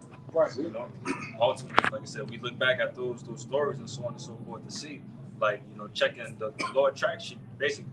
You know, all the good things that He's done for the people that's doing His work. You know, it's a track list behind it. That's what everything meant for. It says in Job 2, seek out the whole past, the ways of our fathers.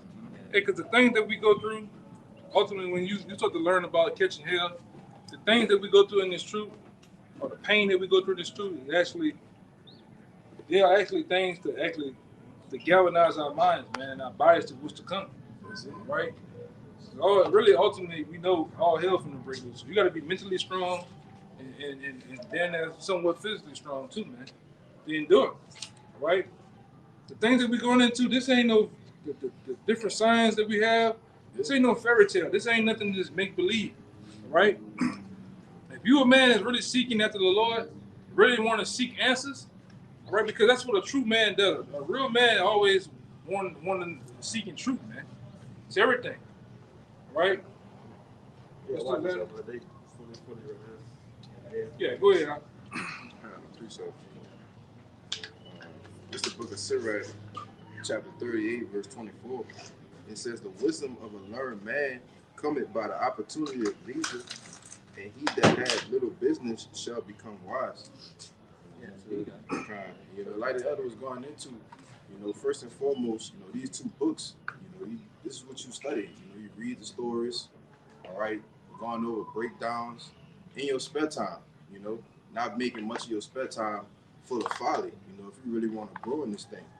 All right, when you go into leisure time, that's talking about your free time, man, And so if you want to become a learned man, all right, have wisdom dwell with you, this got to be first and foremost, whether it's 30 minutes, an hour, an hour and a half, 2 hours, Also, it's a balance with things too. That's right. Like the other was going into, saying overstudying. You can overstudy the Bible, man.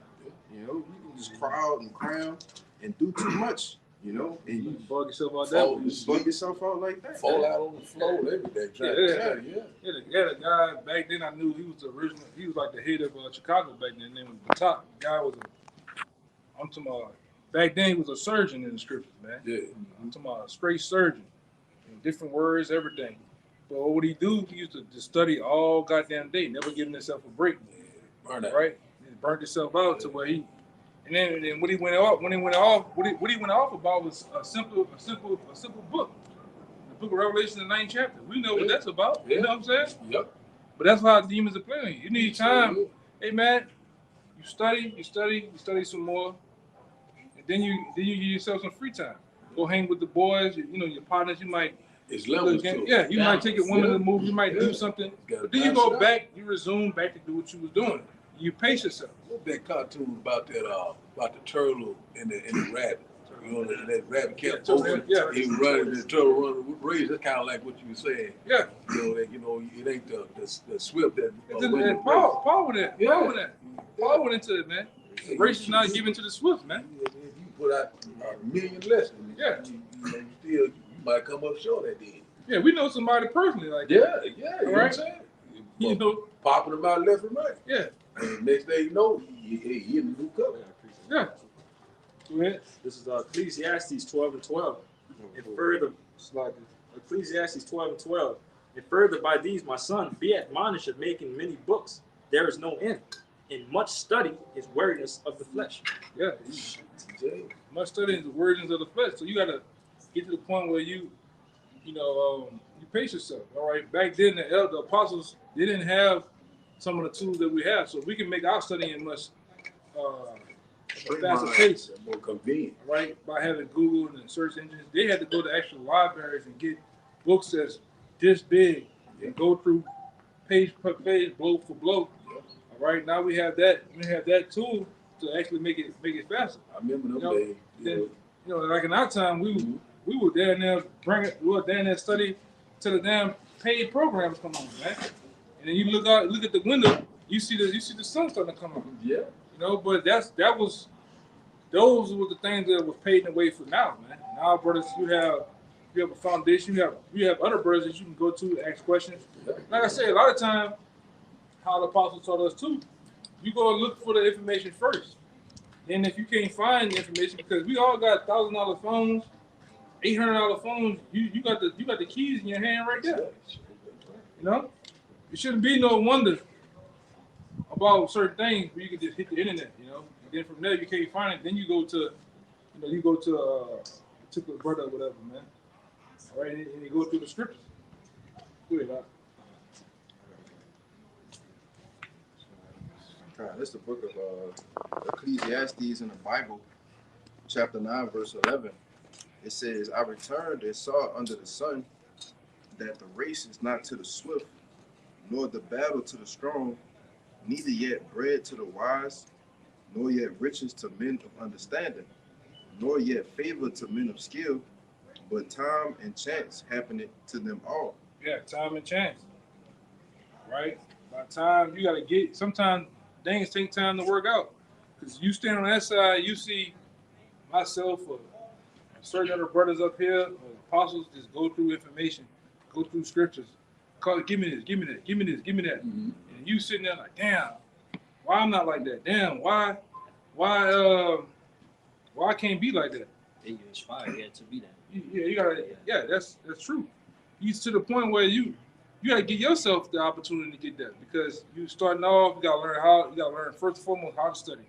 First and foremost, you gotta learn how to read the Bible. Most people read the Bible like a what? Heavy novel, starting from the front all the way to the back. You don't read like that. Scripture tell you gotta read precept upon precept, line upon line, here a little and there a little. Just understand. All right, the church don't know how to even read the Bible. You know. One scripture the whole damn day. So with that being said, you gotta first and foremost slow down, pace yourself. And from there, you gotta also be open-minded. Or start over. Because everything that you think you know, and from this time or whatever age you is in the world, you got to come to the realization that I don't know shit. That's it. Fresh You know? start. Yeah, you gotta start off straight fresh. Then once you get to the point you get in those, like we have different classes and stuff like that. When you get in those classes, you take down them notes, you're gonna get blown away. Like, damn, I don't know the shit I thought I knew. I don't know nothing. You know, you start going through different, articles, books, all type of information start coming at you, man. At the end of the day, your one paper, one particular notebook will just be filled with all type of information, man. But read that again, though.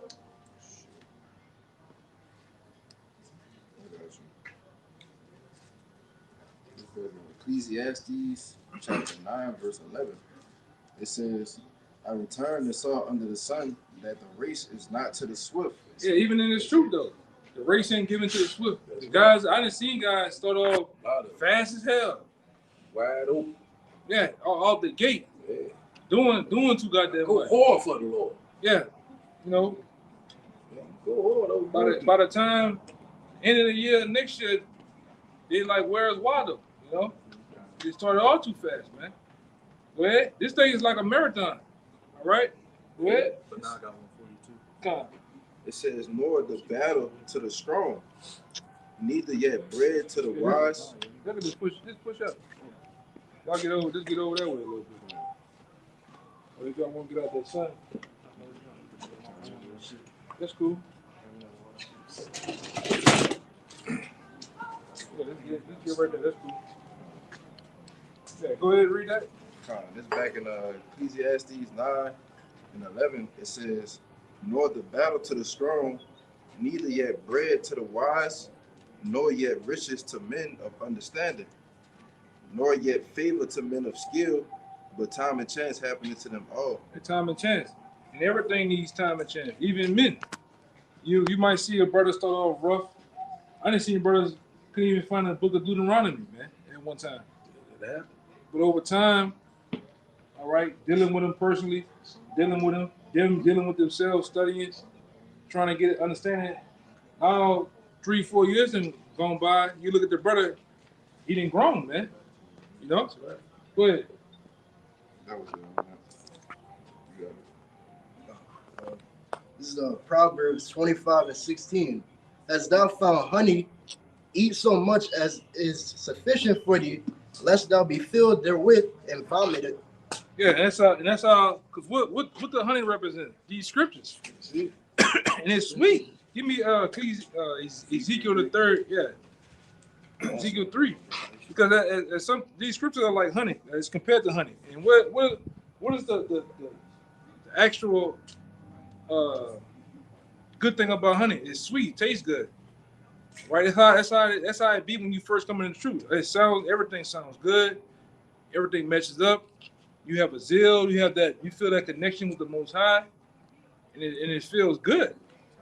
But then it gets to the point where you eating too much, you just going too hard on yourself to where the things that was in you, all right, and that you was actually, goggling down, you start to vomit it up because you ain't paced yourself, man. You're not holding on to it. Yeah. You're not really digesting what you understanding or what you reading. Clean to it. Yeah, because it's one thing to eat, but then when you eat, whatever you eat, you gotta get what from it? The nutritional benefits from it, man. Able to hold it, because the scriptures also talks about wisdom being like, it's compared with wisdom like being, I think like a cistern, What a cistern does to water, because water is like the scriptures too. You gotta hold the cistern is used to hold it, man. All right. That's why the other one, there's another scripture in my head about it's not what goeth in the man that defile him, what goes out of him that which defile him. Because what goes in you supposed to be righteous doctrine, all right, sound doctrine.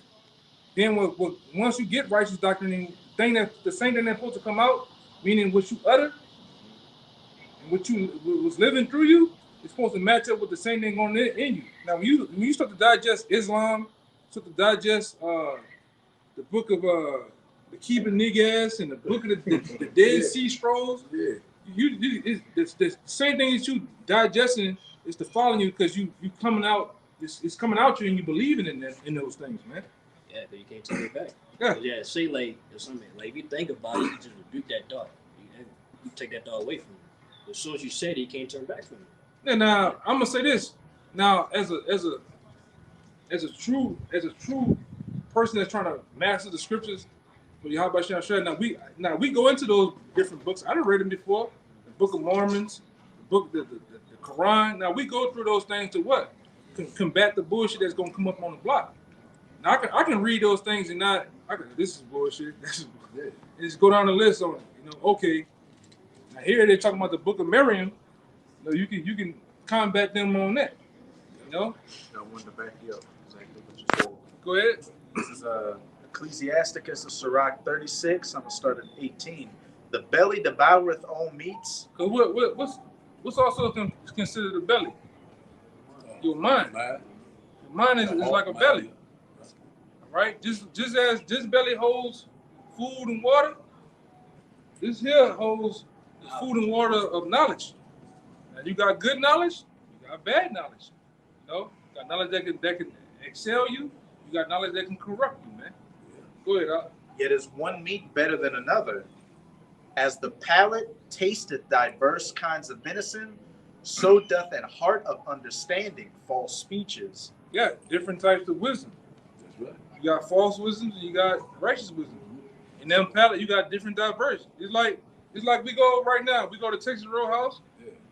I might want to steak. You want to steak. Yeah. But hey, brother, you get you some rice. I'm gonna give me some macaroni. I'm gonna give me some corn. Yeah. And those different things are different doctrines and different books. And but you gotta learn how to eat righteously. Man. Right. Get thrown off the path quick. And then if you eat, you gotta know what you eating. This shrimp on that steak. Because this fish can look like this fish once it's cooked. Yeah. But you gotta know that's a bit rare. That's well done. Right. You got something? Yeah, I got go ahead. A precept. This is Proverbs 5:15. It says, "Drink waters out of thine own cistern, and running waters out of thine own well. Let thy fountains be dispersed abroad in rivers of waters in the streets. Wow. Let them be only thine own and not strangers with thee." Right. So you got those your mind and those things that you retain got to hold. You got to be able to hold it. Build in the sweet. Yeah, the build in the sweet, man. All right. You got some more? Yeah, I got that Ezekiel 3 for you. I got another one too. Yeah, you're Ezekiel 3. I'm gonna give it back to the board. That's the book of Ezekiel chapter 3, verse 1. Yeah. It says, "Moreover, he said unto me, Son of man, eat that thou findest. Eat this roll and go and speak unto the house of Israel." It's like one more time. It says, "Moreover, he said unto me, Son of man, eat that thou findest. Eat this roll and go speak unto the house of Israel." This is a representation of the roll, man. All right. He's making a similarity to eating. All right. And when we get in these scriptures, we are eating. All right. Go ahead. It says, "So I opened my mouth, and he caused me to eat that roll. And he said unto me, Son of man, cause thy belly to eat, and fill thy bowels with this roll that I give thee. Then did I eat it, and it was in my mouth as honey for sweetness." Yeah, it was in my mouth for honey and sweetness. It sounded good. It matched up with my spirit. Everything sounded right. All right. And that's how we be when we come into the block. All right. Waking up to understand that the Most High, the one that the world calls God, finding out when we read these scriptures that he's a so-called black man. All right. Then we read also about the one that the world ignorantly calls Jesus Christ. You find out in the Bible, reading for yourself, damn, Jesus is black. Well, so-called Jesus, what the world calls Jesus, damn, his name is Yahweh Shai. Damn, he's a so-called black man. He's from coming back to kill, coming back. He's from the tribe of Judah. Then you start to dive into other things, learn about World War III and how America's gonna go out in a blaze. Right? You start to learn about martial law happening, man. You start to wake up into understanding, damn, I just thought that was some damn Mexicans. I ain't had no significance in knowing that was they're our brothers, man.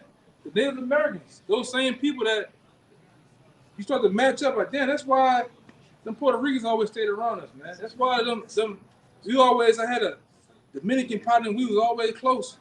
His spirit matched up with my spirit, but we ain't, you start to find out. Go ahead. It says, let me read it again. Yeah, read it again. And he said unto me, Son of man, cause thy belly to eat, and fill thy bowels with this roll that I give thee. Then did I eat it, and it was in my mouth as honey for sweetness. Mm-hmm. And he said unto me, Son of man, go, get thee into the house of Israel, and speak with my words unto them. That was it. Yeah, because then it goes, and the other scripture goes on to say, this thing, at one time this thing be like sweet like honey, then becomes bitterness. The bitter part of it about it is what? The hell you start to catch in the truth, man. Things start to happen. All right? Things start to happen to you to shake your faith, to see if you really, the Lord start to do things, to see if you really believe in him. That happens, like I said, if it ain't happened now, it's going to happen down the line. Go catch hell. All right? You're going to catch hell. You gonna catch hell. You might go months, years without a job. All right? You and your woman was ace boon coons before the truth. You get into the truth, she becomes a dragon, a mere enemy of you, man, because of this. I'm going nowhere. You start hearing bullshit, Your partners, that was once your partners, them niggas gonna make fun of you. You're a joke to them. Oh, he crazy, man. All right? Yeah, he call you crazy, they call you a Muslim, they say you in a cult, they say all type of shit. Yeah. But are you willing to keep going and enduring that for the Lord, man? All right? That's the other side of that. All right, because the Lord knows, like the scripture tell you, the Lord knows our tribulations, our shortcomings, the things that, all right, we actually, because the scripture tell you too, literally, the scripture literally tell you too, man, how that we yearn. It's a battle going on between our flesh and our spirit. Your spirit wants to do the right thing, but that flesh in you, that flesh is weak, man. All right, that flesh have you doing things that you won't usually do. That's why the scripture said, even our spirits, man, the spirit that we are, our spirits actually praise to the Most High for us too, man. On top of us praying to the Most High ourselves, our spirit knows what we need, That's why, for anything, man, I ask you, brothers, man, you gotta pray to endure, for longevity, man. But go ahead, real quick, backing up the point that he just said. This is our 1 Peter 4:12. It says, "Beloved, think it not strange concerning the fiery trial, which is the trial." Let me read it again. This is our 1 Peter 4:12. "Beloved, think it not strange concerning the fiery trial, which is the trial, as though some strange thing has happened unto you." And like back in the brother, like we going to go through some things, and it's necessary for us to go through these things because it's ultimate that the Lord is trying us, and He's constantly sifting the bunch, trying to get the right men out of it. So think it not strange once you fully get in this thing, and the level turns up a bit. Yeah, basically, when it's your time or it's your season, to suffer, like that you're suffering, then hey, don't be shocked about it, don't be surprised. At the end of the day, as the Lord testing us, see if we fully believe in this thing, or we gonna utilize what we learned according to the scriptures. And just to bring up what you opened up this camp with, hey, judge not your brother, judge not another man's servant, because he could be going through something. You're like, well, I could easily get through that. And then a couple of months, a year down the line, you in the same situation, and that brother, and that brother handled it. The brother stumbled a little bit, but he handled it better than you, and you just fumbling the ball. We all all got our own battles for a reason, man. Right. But even with that, according to 1 Corinthians 10:13, Lord give us battles that we have to face, that we have to handle, able to battle, able to overcome. He don't give you anything that you can't handle. Kind of. It said always make way to escape. So even when you're going through those trials, those tribulations, you know, like the scripture the brother just quoted, there's always light at the end of that tunnel. Mm-hmm. You know, that. You got it, yeah. Okay, kind of. Yeah, what up? This is again 1 Peter 4:13. It says, "But rejoice, inasmuch as ye are partakers of Yahushua Mashiach's suffering, that when his glory shall be revealed, ye may be glad also with exceeding joy." But like I said, ultimately, like I said, man, this is the tribulation, trials and tribulations that we've gone through, man. We're supposed to take pride in that, man. Appreciate it, you know. You know, we what's it? The Lord dealeth as he dealeth with sons. Yeah, Kai, that can come out. Like, man, take pride in that, man. That the Lord is dealing with us and He's putting us through these trials and tribulations, you know, ultimately to get that crown. I brought this up. Hey, how Shai went through it. You know what I'm saying? Now where you at right now? He's sending heirs with Yahweh. Yep. Soon to be rulers of the kingdom to come. And then we're able to get through these sufferings that the Lord put us through. We're gonna be joint heirs with Yahweh Shai. We got it all covered. We just start at the top. This is damn near the whole chapter. This is Hebrews chapter 12, verse 1. Wherefore, seeing we also are compassed about with so great a cloud of witnesses, let us lay aside every weight and the sin which doth so easily beset us, and let us run with patience the race that is set before us. Yeah, basically, as I said in the scripture, we are being watched, you know, by through the YouTube, you know, everybody, the whole elect, even our family members, you know, they all watching. Ultimately, Yahweh by Yahushua. That's the first and foremost. The only one that matters. The one that matters. You know, they say about knowing that, because they lay aside everything that's gonna distract us, or that's gonna get us out the path that we're supposed to be on to the kingdom. It said the sin which doth easily beset us. Easily, easily. You can easily be beset, but you're not the Holy Spirit not with you. You know what I'm saying? Looking unto Yahushua, the author and finisher of our faith, who, for the joy that was set before him, endured the cross, despising the shame, and is set down at the right hand of the throne of the Most High. That's right. Look for Yahushua. Yahushua is that main example that we need to follow. You know what I'm saying? Because Yahushua, we was walking upon earth, he had to deal with, despise, shame, and all that. But look where he at now. You know what I'm saying? Sitting the right hand of the Father. So he was also acquainted with grief too. Yeah, acquainted with grief. Yeah, exactly. Because he had to go through things that's worse than all of us, man. That we all had to go through. You know? So if he can get through it, we can get through it along with it. You know what I'm saying? Verse 3. For consider him that endured such contradiction of sinners against himself, lest ye be wearied and faint in your minds. Yeah. So unless you don't come, you be a faint. You know what I'm saying? Be a weak man in this society. Lord, they don't want us to be. He wants us to be strong and confident, man. Be able to remain in the truth. Strong. You know what I'm saying? Verse 4. Ye have not yet resisted unto blood, striving against sin. Like I say, that's what we go through now. It doesn't even compare to what Yahushua went through. Like that hardcore persecution. Them hours of pain leading up to the crucifixion and then on the cross. And we haven't even gotten there. So what we're going through right now is like pennies and change compared to what Yahushua went through. So we can endure it.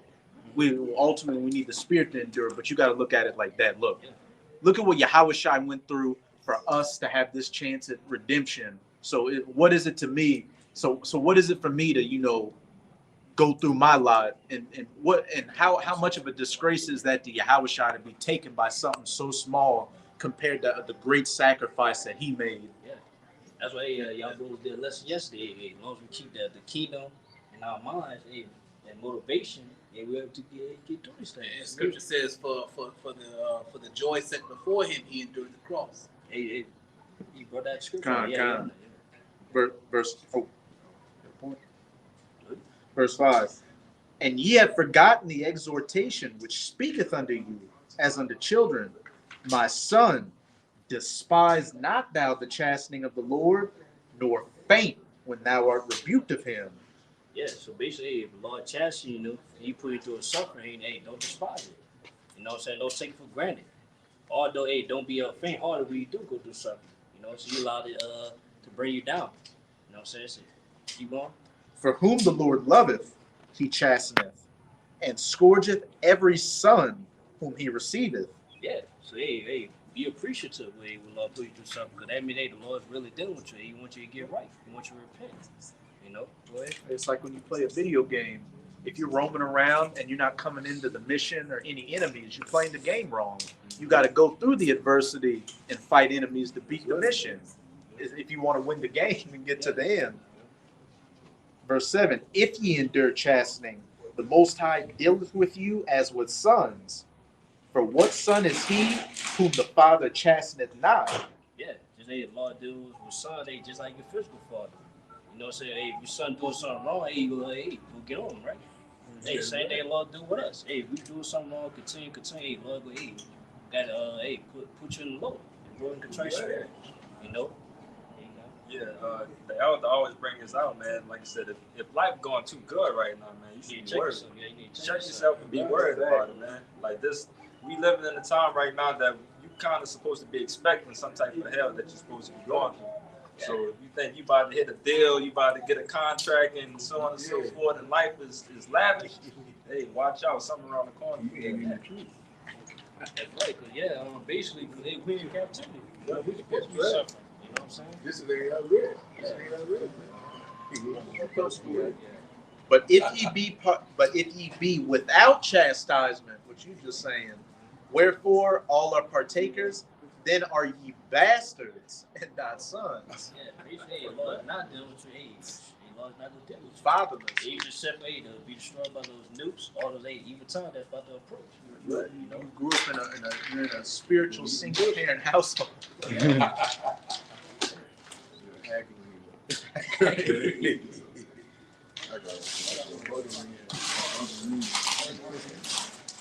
It's the book of Romans, chapter 9, verse 35. It says, who shall separate us from the love of Hamashiach? Question mark. Shall tribulation or distress or persecution or famine or nakedness or peril or sword? Question mark. Yeah, that's a question mark. He said, what should stop us from attaining salvation? You know, attaining the kingdom of heaven. And as Apostle Paul, he named all those things, man. Whether it be nakedness, what else? Famine, persecution, peril, distress. Meaning none of these things are supposed to knock you off your pivot with this truth. Yeah, you know? Yeah, nothing supposed to stop you. You know what I'm saying? It's verse 36. It says, as it is written, for thy sake we are killed all the day long. We are accounted as sheep for the slaughter. Nay, in all these things we are more than conquerors through him that loved us. Yeah, that's why I said nothing should stop because Lord made us conquerors. He will overcome anything. You know, that's what of course. He said more than conquerors. More than conquerors. We more than that, yeah. Verse 38, it says, for I am persuaded that neither death, nor life, nor angels, nor principalities, nor powers, nor things present, nor things to come, nor height, nor depth, nor any other creature shall be able to separate us from the love of our power, which is in Yahushua Mashiach, our Lord. Yeah, that's right. That's tough mindset supposed to have that. So anything, nothing is going to stop us from being fully persuaded in this truth. Yeah. Or nothing going to stop us to obtain that salvation. You know what I'm saying? But what else is out there for us? Out there. You literally can't go back because the society's not going to get better. Yeah. Nothing. What this whole system is not going back to normal. The only thing it's going to is the perdition and destruction. So what are you going back to? That's like you getting out of a burning house. He's like, you know what? I still like the way the house looks on fire, so I'm just gonna sit on the couch and see if I can still turn the TV on. Hey, climb a bird ladder. It's over. It's over. It's over. There you go. You just started 3? Yeah. This is 2 Timothy 2:3. Thou therefore endure hardness as a good soldier of Hamashiach Yahushai. That's a requirement as a soldier of Yahweh Shai. Because they endure hardness. And though you want to say where hardness means, the path of difficulty. You know, so just showing that, as Elder had brought up earlier, when it comes to the truth, it's going to be difficulties. You know what I'm saying? They remain in it. Remain as you want to those difficulties. It's verse 4. No man that warreth entangleth himself with the affairs of this life, that he may please him who had chosen him to be a soldier. And if a man also strive for masteries. Oh yeah. Read that verse again. Read the full verse? Yeah. No man that warreth entangleth himself with the affairs of this life, that he may please him who had chosen him to be a soldier. Yeah, that's that main mission that we on. As soldiers of Yahushua, not being entangled in the affairs of this life, not being caught up in the ways of this wicked world. You know, because this world fit to be destroyed. You know, we try to make sure we hurt the righteous acts. You know what I'm saying? Well, we don't be partakers of that destruction. You know. And it's verse 5. And if a man also strive for masteries, yet is he not crowned, except he strive lawfully. Yeah, everybody's striving for mastery. Everybody's trying to seek higher goals in this side. You know what I'm saying? But only we go receive that higher goal, which is the kingdom, salvation, and we strive lawfully. We strive the way we according to the scriptures. That's the only way. You know? That was it. I got something for you. This is the book of 2nd Ezra, chapter 7 and verse 57. It reads, Then answered he me and said, This is the condition of the battle, which man that is born upon the earth shall fight. And that's the point. Just the condition of the battle. You know, we're in the battle. We're in a war. You know what I'm saying? And so we must fight. You know? That's right. Verse 58. It reads that if he be overcome, he shall suffer as thou hast said. Yeah, basically overcome. Basically, you being you fall. You know what I'm saying? If you fall by this battle, you lose. Then you go suffer. The day that was written, the evil times. You know, the last almost the lose of destruction. You know, go ahead. But if he get the victory, he shall receive the things that I say. Yeah, if you get the victory over these battles that the Lord got set up for us, and then you will receive the things that He said, which to be the first partakers of the kingdom of heaven. You know, and you will receive the benefits of it. You know, go ahead. If I could say, when you jump back in that same chapter, like to verse 13 and a couple verses down, it tell you that the kingdom of heaven is you have to labor for that, right? How can you receive the reward if you haven't labored for it, right? And that's what the brother. You want to say something? Yeah. No, it's like that's the spirit. Nah, me and the brother is the spirit y'all on that, because me and the brother just went into this over there, man. That with the oxen, pretty much the attribute of the oxen, working, right? Yet oxen do a lot of dirty work, but it's for a clean cause, man. And that's like us. We righteous oxen, because we gotta keep constantly working. We gotta keep our head down and continuously work, all right, to get the kingdom of heaven. That's why I say hate not laborers work. Mm-hmm. So as we working, labor is uncomfortable. It's ugly, all right. It ain't the cleanest thing in the world, but the kingdom of heaven is clean and righteous. So that's why we got to keep continuously working, doing the dirty work, so we can enjoy the fruits of immortality, which is the thing to be clean for life, man. You know?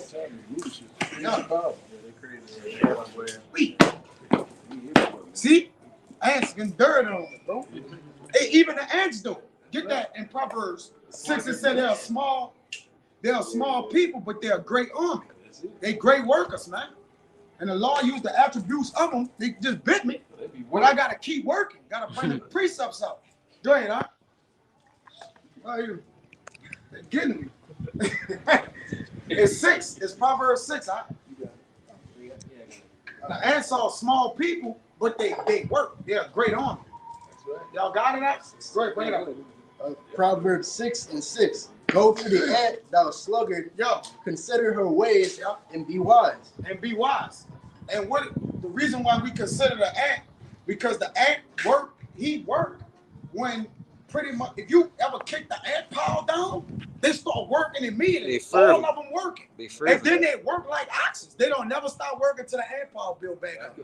But there's little people, right? Get away. It says that. It says the ant are small people, or they're a small army, but they're great people. The way that they work, because they the bees. And no, they said the bees is little that fly, but she's chief amongst the sweet things. I'm not talking about that. It said ant is the little people, like they're great people, though they little. You know, you look at an ant, be like, man, this little ant working so hard. That's like us. It said we're a small sanctuary, like we are little people, right? Get me, bro. Y'all got it? One of y'all brothers got what I'm asking y'all for? I might be Is it which having no guide, overseer?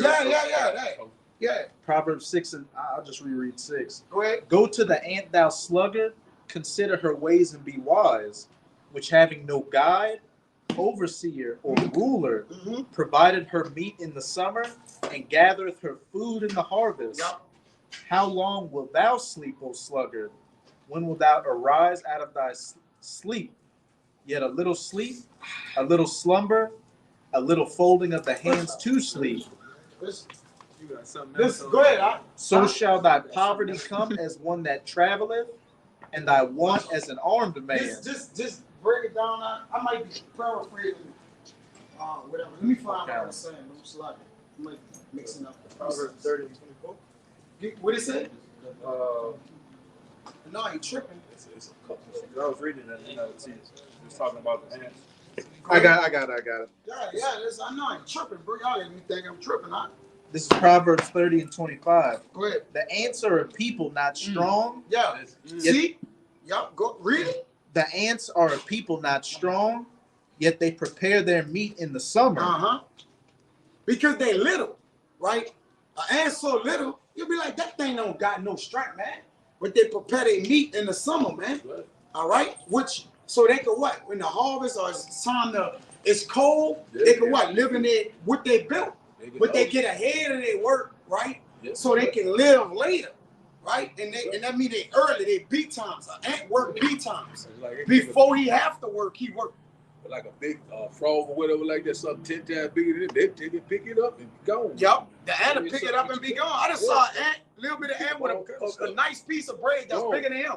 Now he's walking slow, but he got it, you know? So same with us, man. We're a little people, but we're strong, all right? We're a little nation, a small nation, but we're a strong nation because we got the spirit of the Lord with us, man. Go ahead, Doc. Y'all got it. My bad. My bad. Yeah, back on that brother age. That's why we all refer to those ants. You know what I'm saying? Because as we say, we become a strong nation. If we build the elect. That's right. You know. And also, people look at us as ants because they see that we doing the work and we don't see no profit of it. You know what I'm saying? They look at us, how we the kings. You know, roughly paraphrasing that. We're the son of God. Now you can get that in that Sirach. Get that in that Sirach that says the bee is little among those that fly. Yeah. Because we underestimate. Look at us as a nation. We poor. We don't have much, right? We look little. We be little to the nation. Like, look at these people. They're so people alive. Like they're destroying nation. That's why nobody listen to us. That's why nobody don't listen. Y'all don't have no purpose. Y'all purpose. Got no money. Got no power. Y'all got that? Staff. Yeah. And go ahead, brother. I got one for you real quick. This is Job 8 and 7. Though thy beginning was small, yet thy latter end should greatly increase. Because if you work as an ox, before it plows the ground, it's nothing. But after that ox get finished plowing the ground, you can plant seeds, you can grow fruits, trees. It's a great abundance, or it's a great increase. All right? And that's how our harvest is. Our harvest is gonna be an increase so big to we'll never get to the end of our harvest, man. Like in other words, we can eat of it, eat of the fruits thereof in the kingdom of heaven, and it never go away. It's like we're gonna have an infinite harvest. Keep multiplying. Right? Yeah, because we worked and worked. And that's why our ladder in what is gonna greatly increase. We had a small beginning though. We was a little people. But our ladder should be greatly increased. Go ahead. If I could say, once an ox got on it, that yoke that plows on, what Yahushua say, put on my yoke for it is light. Because we know what's coming. How you have a burden that's light? Right. See, burdens are usually not heavy, right? That's why it's a burden. I always say this, that our burdens are not going anywhere. We just getting stronger. We starting to learn to carry the afflictions, the trials, the punishments, right? We start to learn to carry the yoke. That's why I said, take upon me, for my yoke is easy. Anything that yoke you, it restricts you, it's uncomfortable. If you got a dog having around his neck, he don't really want that collar on. If you ever notice, because you pulling him, you jacking him, you got a trajectory, he ain't free like that. But we are free in the Lord, as long as we teach this word, man. All right? The Lord, this word have made us free. All right? In shackles, in bondage. Go ahead. That's why y'all shot say being under his yoke is light. It's light. It started to be light because it's righteous. Go ahead, bring that out. All right. This is Sirach 11:3. The bee is little among such as fly, but her fruit is the chief of sweet things. So yeah, the bee is little, but they produce the sweetest fruits, man. Sweetest fruits. You know, hey, same go with us. You know, we are little right now, but hey, we can be much bigger in the kingdom. You know what I'm saying? Our fruit is the sweet of chief things. So the chief thing is the principal things, right? And the fruit that becoming of the principal things is just like into the kingdom of heaven. It's all the top things, man. That ain't just no small phrase there. Chief things is what we're gonna inherit in the kingdom of heaven. It's gonna be chief above all. All right, and that's the fruit of the kingdom of heaven. But it was a small beginning, but the latter end was increased, man. Like the brother read in Job 8:7.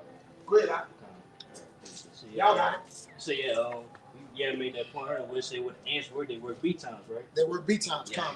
Get that scripture, Kalani. It's the book of Sirach, chapter 51 and verse 30. It reads, "Work your work B time, and in his time he will give you your reward." That's right. It say, hey, work your work B times, just like the answer you had brought up, right? That's right. Yeah, hey, we're gonna tell you where B times mean before it's too late. It means early. Yeah, early before it's too late. Yeah, you know what I'm saying? Well, we able to, because hey, sooner or later we ain't gonna the work's gonna be done. You know, the ministry was gonna be over with. You know, so hey, we gotta do his pleas to the Lord right now. Hey, do his word, preach his word, while we got a chance to. You know, say hey, while Buzz doing that to the end, hey, we gonna receive that reward. You know. Yeah, I got a piece of you too. That's the book of Sirach, chapter 2, verse 3. It says, "Cleave unto him and depart not away, and that thou mayest be increased at thy last end." Look, brother, Yerushalayim put that on there. Shalom to you too, brother. Y'all be the brother put this on now. It says, 2 Corinthians, what does 1:5 and 6. Yeah. For the more we suffer for Yahushua, the more Yahweh will shower us with his comfort through Yahushua. This the NLT. Even when we are weighed down with troubles, it is for your comfort and salvation. For when we ourselves are comforted, we will certainly comfort you. Then you can patiently endure the same things we suffer. So he put a little picture up that it says, the GMS dedication page. GMS dedication page said life doesn't get easier, you just get stronger. And then he got a wolf with arrows in them, and then the old wolf that took the arrows and died out. You see that? Yeah, because that old us, we wouldn't be able to get. We went, look, and it got one arrow in it, and it fell out. And the other one got thousands of arrows in it, and he's just standing strong. Yeah. He up on his feet. That's the same wolf. That's the same wolf. He grew. His spirit grew, right? You know? But he got more afflictions as he grew. That's right. Right? Bro. And that's the meat of the walk. That's right. He was, you got to bear your cross. Take up the cross and bad, man. This is what comes with it. Yeah, because the scripture say, hey, Psalms 55 and 22, hey, cast out birds to the Lord. Yep. He gonna sustain thee. Yep. So that's how that wolf, that saying that wolf, the saying goes up. That's how we got stronger and stronger. We suffering. Yep. But hey, the Lord gave us the aid. We was able to bear it through the scriptures. You know?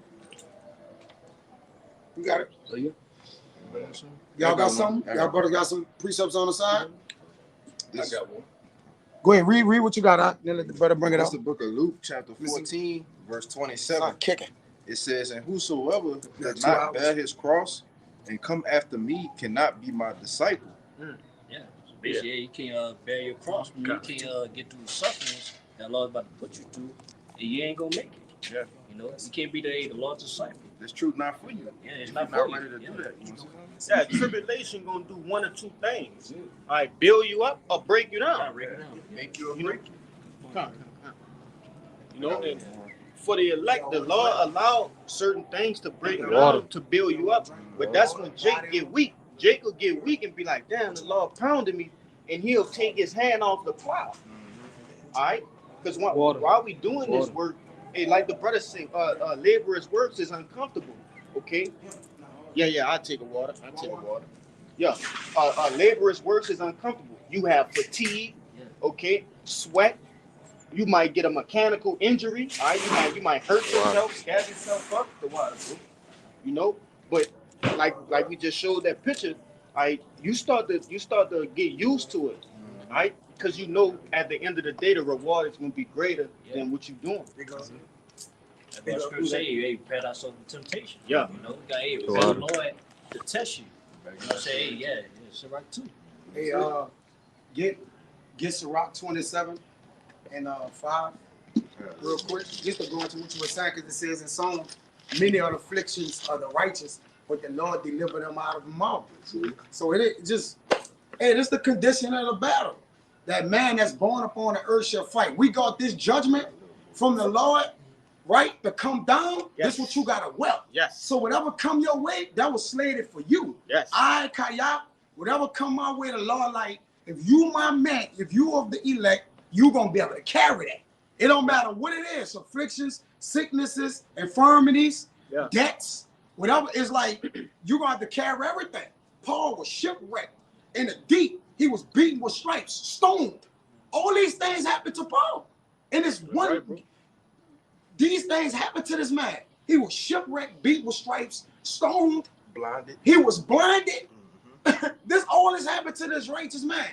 And not was much one saying he was righteous. And this was happening to him. Right? He never seen the righteous forsaken.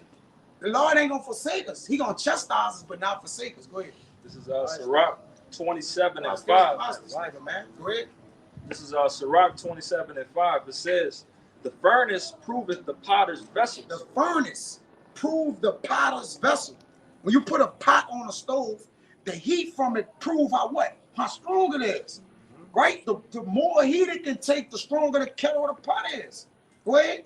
The furnace proveth the potter vessels, so the trial of man is in his reasoning. The trial is in your reasoning. The afflictions you go through, they're a mental cycle in your psyche that's telling you, look, I'm just trying to give up, man. I can't keep taking this no more, man. If Yahushua would have gave up of walking and holding this cross to bear all our sins and iniquities, we'll all be dead. He had to carry everything with his cross. No, he had to finish, right? Because he asked the Lord to take the cup from me. The cup. No, you got to drink everything that's in the cup. That's why the Lord told Edom, you're going to drink the dregs of the cup. Yes. And then you're going to drink the cup after you drink the cup. You got to put the whole cup down your damn mouth, man. Triple shot. Yes. Right? But Yahushua took the whole cup. When he said, Lord, take this cup from me. Let it pass. Let the heat pass. The heat that coming with this cup. And the Lord ain't say nothing. Like, no, you're going to have to take this. You went down there. You got to die for the nation. You got to carry that. So if he would have listened, if he would have said, look, Lord, I give up at any time, we'll all be dead right now. Because we would have no cloak for our sins. We would have nothing. We would have no forgiveness for sins. So you got to think about that. If Yahushua took the whole yoke and bared everything, then us being the servants of Yahushua, we differ nothing from our master. That's right. So we got to carry the things he carried. Go ahead. I was gonna say it'll be nothing to reconcile us back to the Father. Yep. It'll be nothing. We just be no lost. mediator. No mediator. You know, we just be die. lost. We have to die.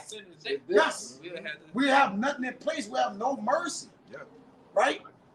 Go ahead, brothers. Y'all got it. Yeah, I got something to back up. You was finished? You said about your you read? I think it was just those two. Yeah.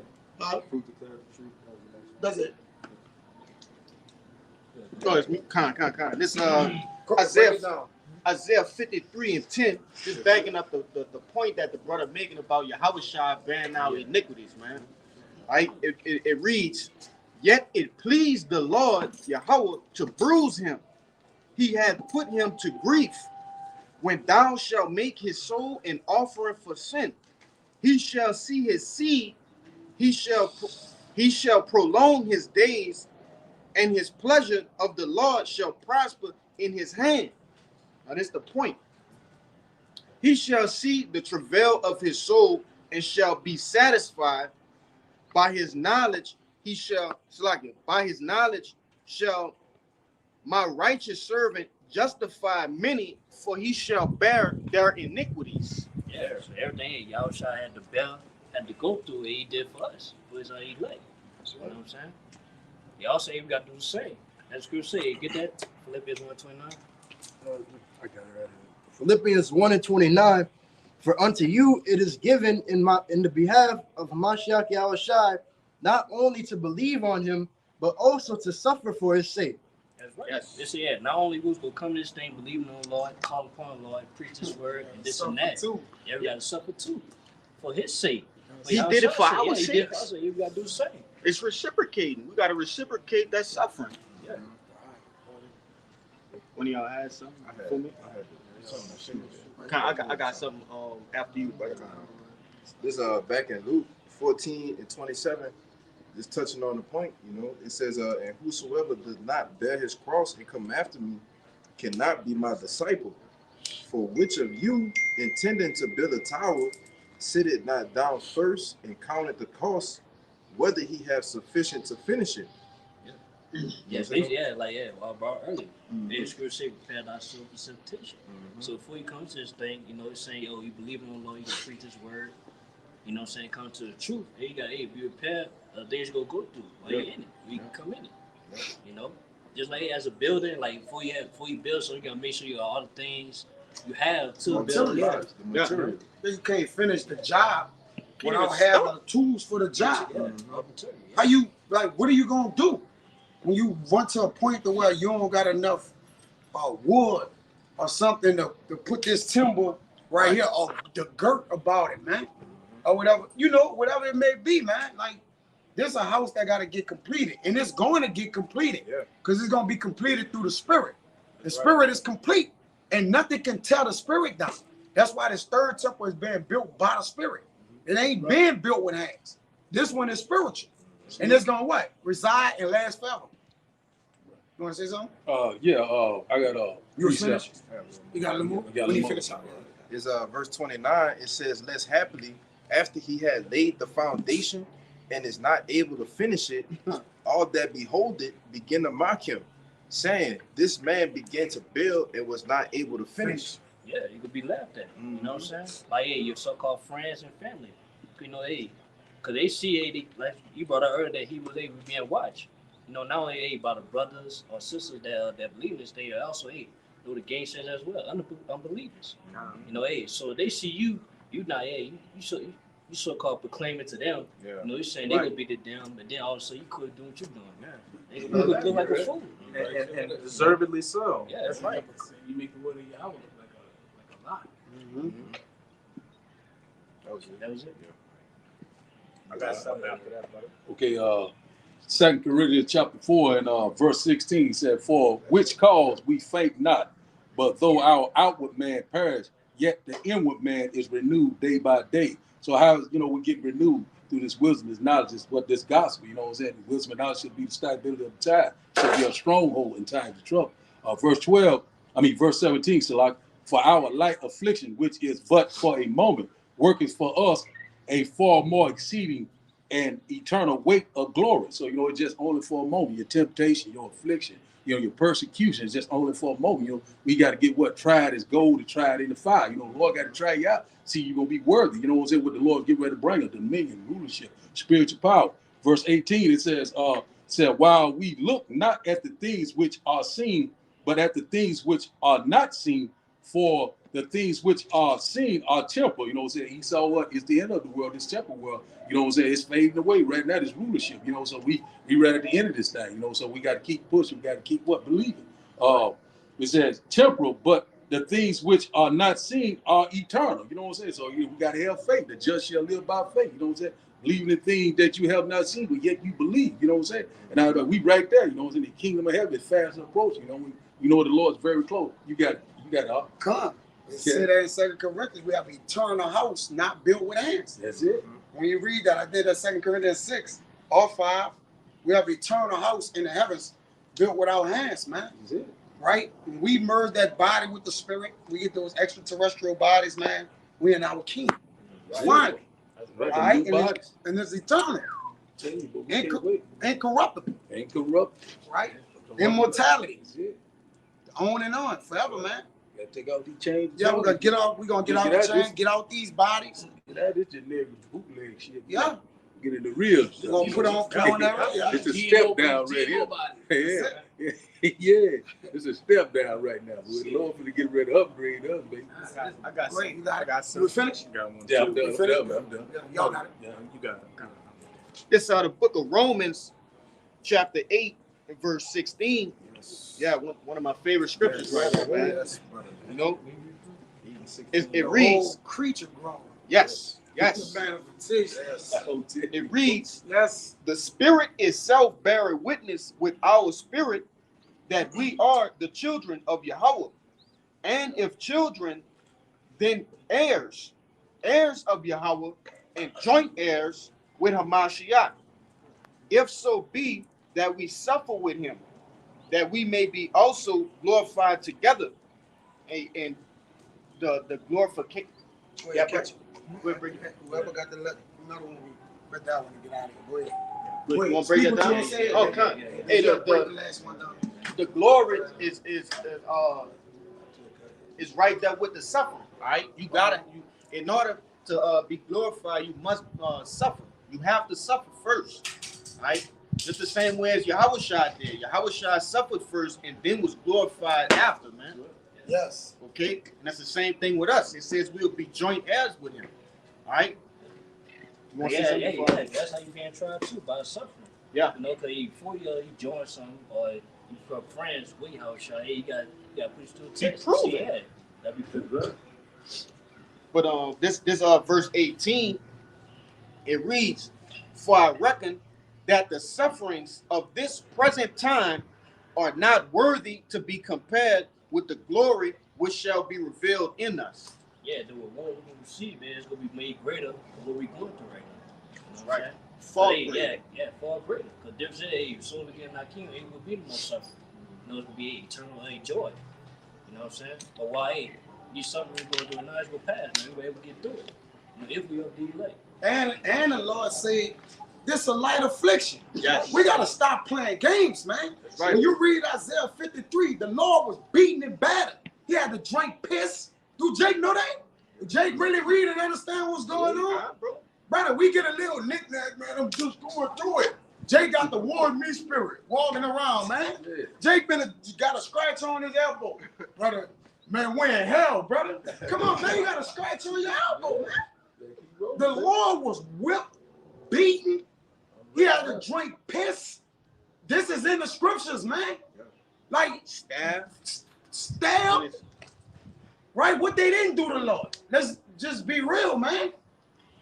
Jay got to understand that, man. We can't be this a light affliction, bro. Just wear what you got to wear, man. Like Job said in Job 10, that he said, I'm going to speak in the bitterness of my soul. He said, I'm going to keep my complaint upon myself and speak in the bitterness of my soul. And rock and roll, man. Jay complain, what you complaining about? When you really think about it, Yahushua should have been the one complaining. Yeah. Yet he never said a thing. He just went to his judgment. He walked, you hear him cry. He didn't say nothing. He right for it. He said, Lord, take the cup away. When the Lord ain't answer, straight away, man. Let's get it on. That's it. He just girded up. That's it. It's time to gird up. Yeah.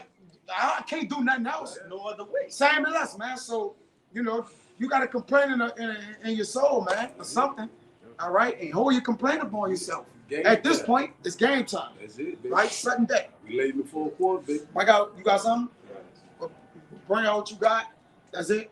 Right. Well, you know, right. We'll bring it down. We got it. James chapter 1, verse 2 and 3, and it reads, My brethren, count it all joy when ye fall into diverse temptations, knowing this, that the trial of your faith work patience. Yeah. Yeah, the Bible's going through these suffering that we're going through now is teaching us patience, you know, the way upon the Lord. That's right. You know what I'm saying? Because we're going to need that type of patience when the evil times come. You know, when that main test comes upon us. Hey, the Lord, if I can say, brother, the Lord teach us how to suffer. Yeah, Patience is suffering. Yeah, But then he give us an instruction, a biblical instruction on this is how you suffer. So the Lord looked out for us even in our suffering. He didn't just let us suffer and didn't know why or what we going through it for. Like, no, this is why, this is what for, and this is for who. That's it. And this is how you do it. Come on, man. Beautiful. Can't get it. That's lovely. Ashamed of them that wait on. That, yeah. The Lord gave us everything we needed on how to suffer, man. That's love. That's love. That's when you love your children. That was it? Go ahead, Ryan. Take that. Take it up. This is Galatians chapter 6. I'm going to start at 8. For he that soweth to the flesh shall of the flesh reap corruption, but he that soweth to the Spirit shall of the Spirit reap life everlasting. And let us not be weary in well doing, for in due season we shall reap. We shall reap if we faint not. Yeah, let us not get weak or faint through the service that we go through. But yet, get stronger. The way we're able to remain until the end to receive that reward. Reap everlasting Yeah, life. everlasting life. You know? That's it. All right. And with that, I hope this camp was edifying to anybody that was listening. I hope we left. All right, now before we end this video, we want to give our praises to Yahweh. Tomorrow's Apostle Elder GMS, and peace and mercy to all the elect. Yeah, Bible ball. A Bible ball. A Bible ball. A Bible ball. Kwame Asherah. Shalom.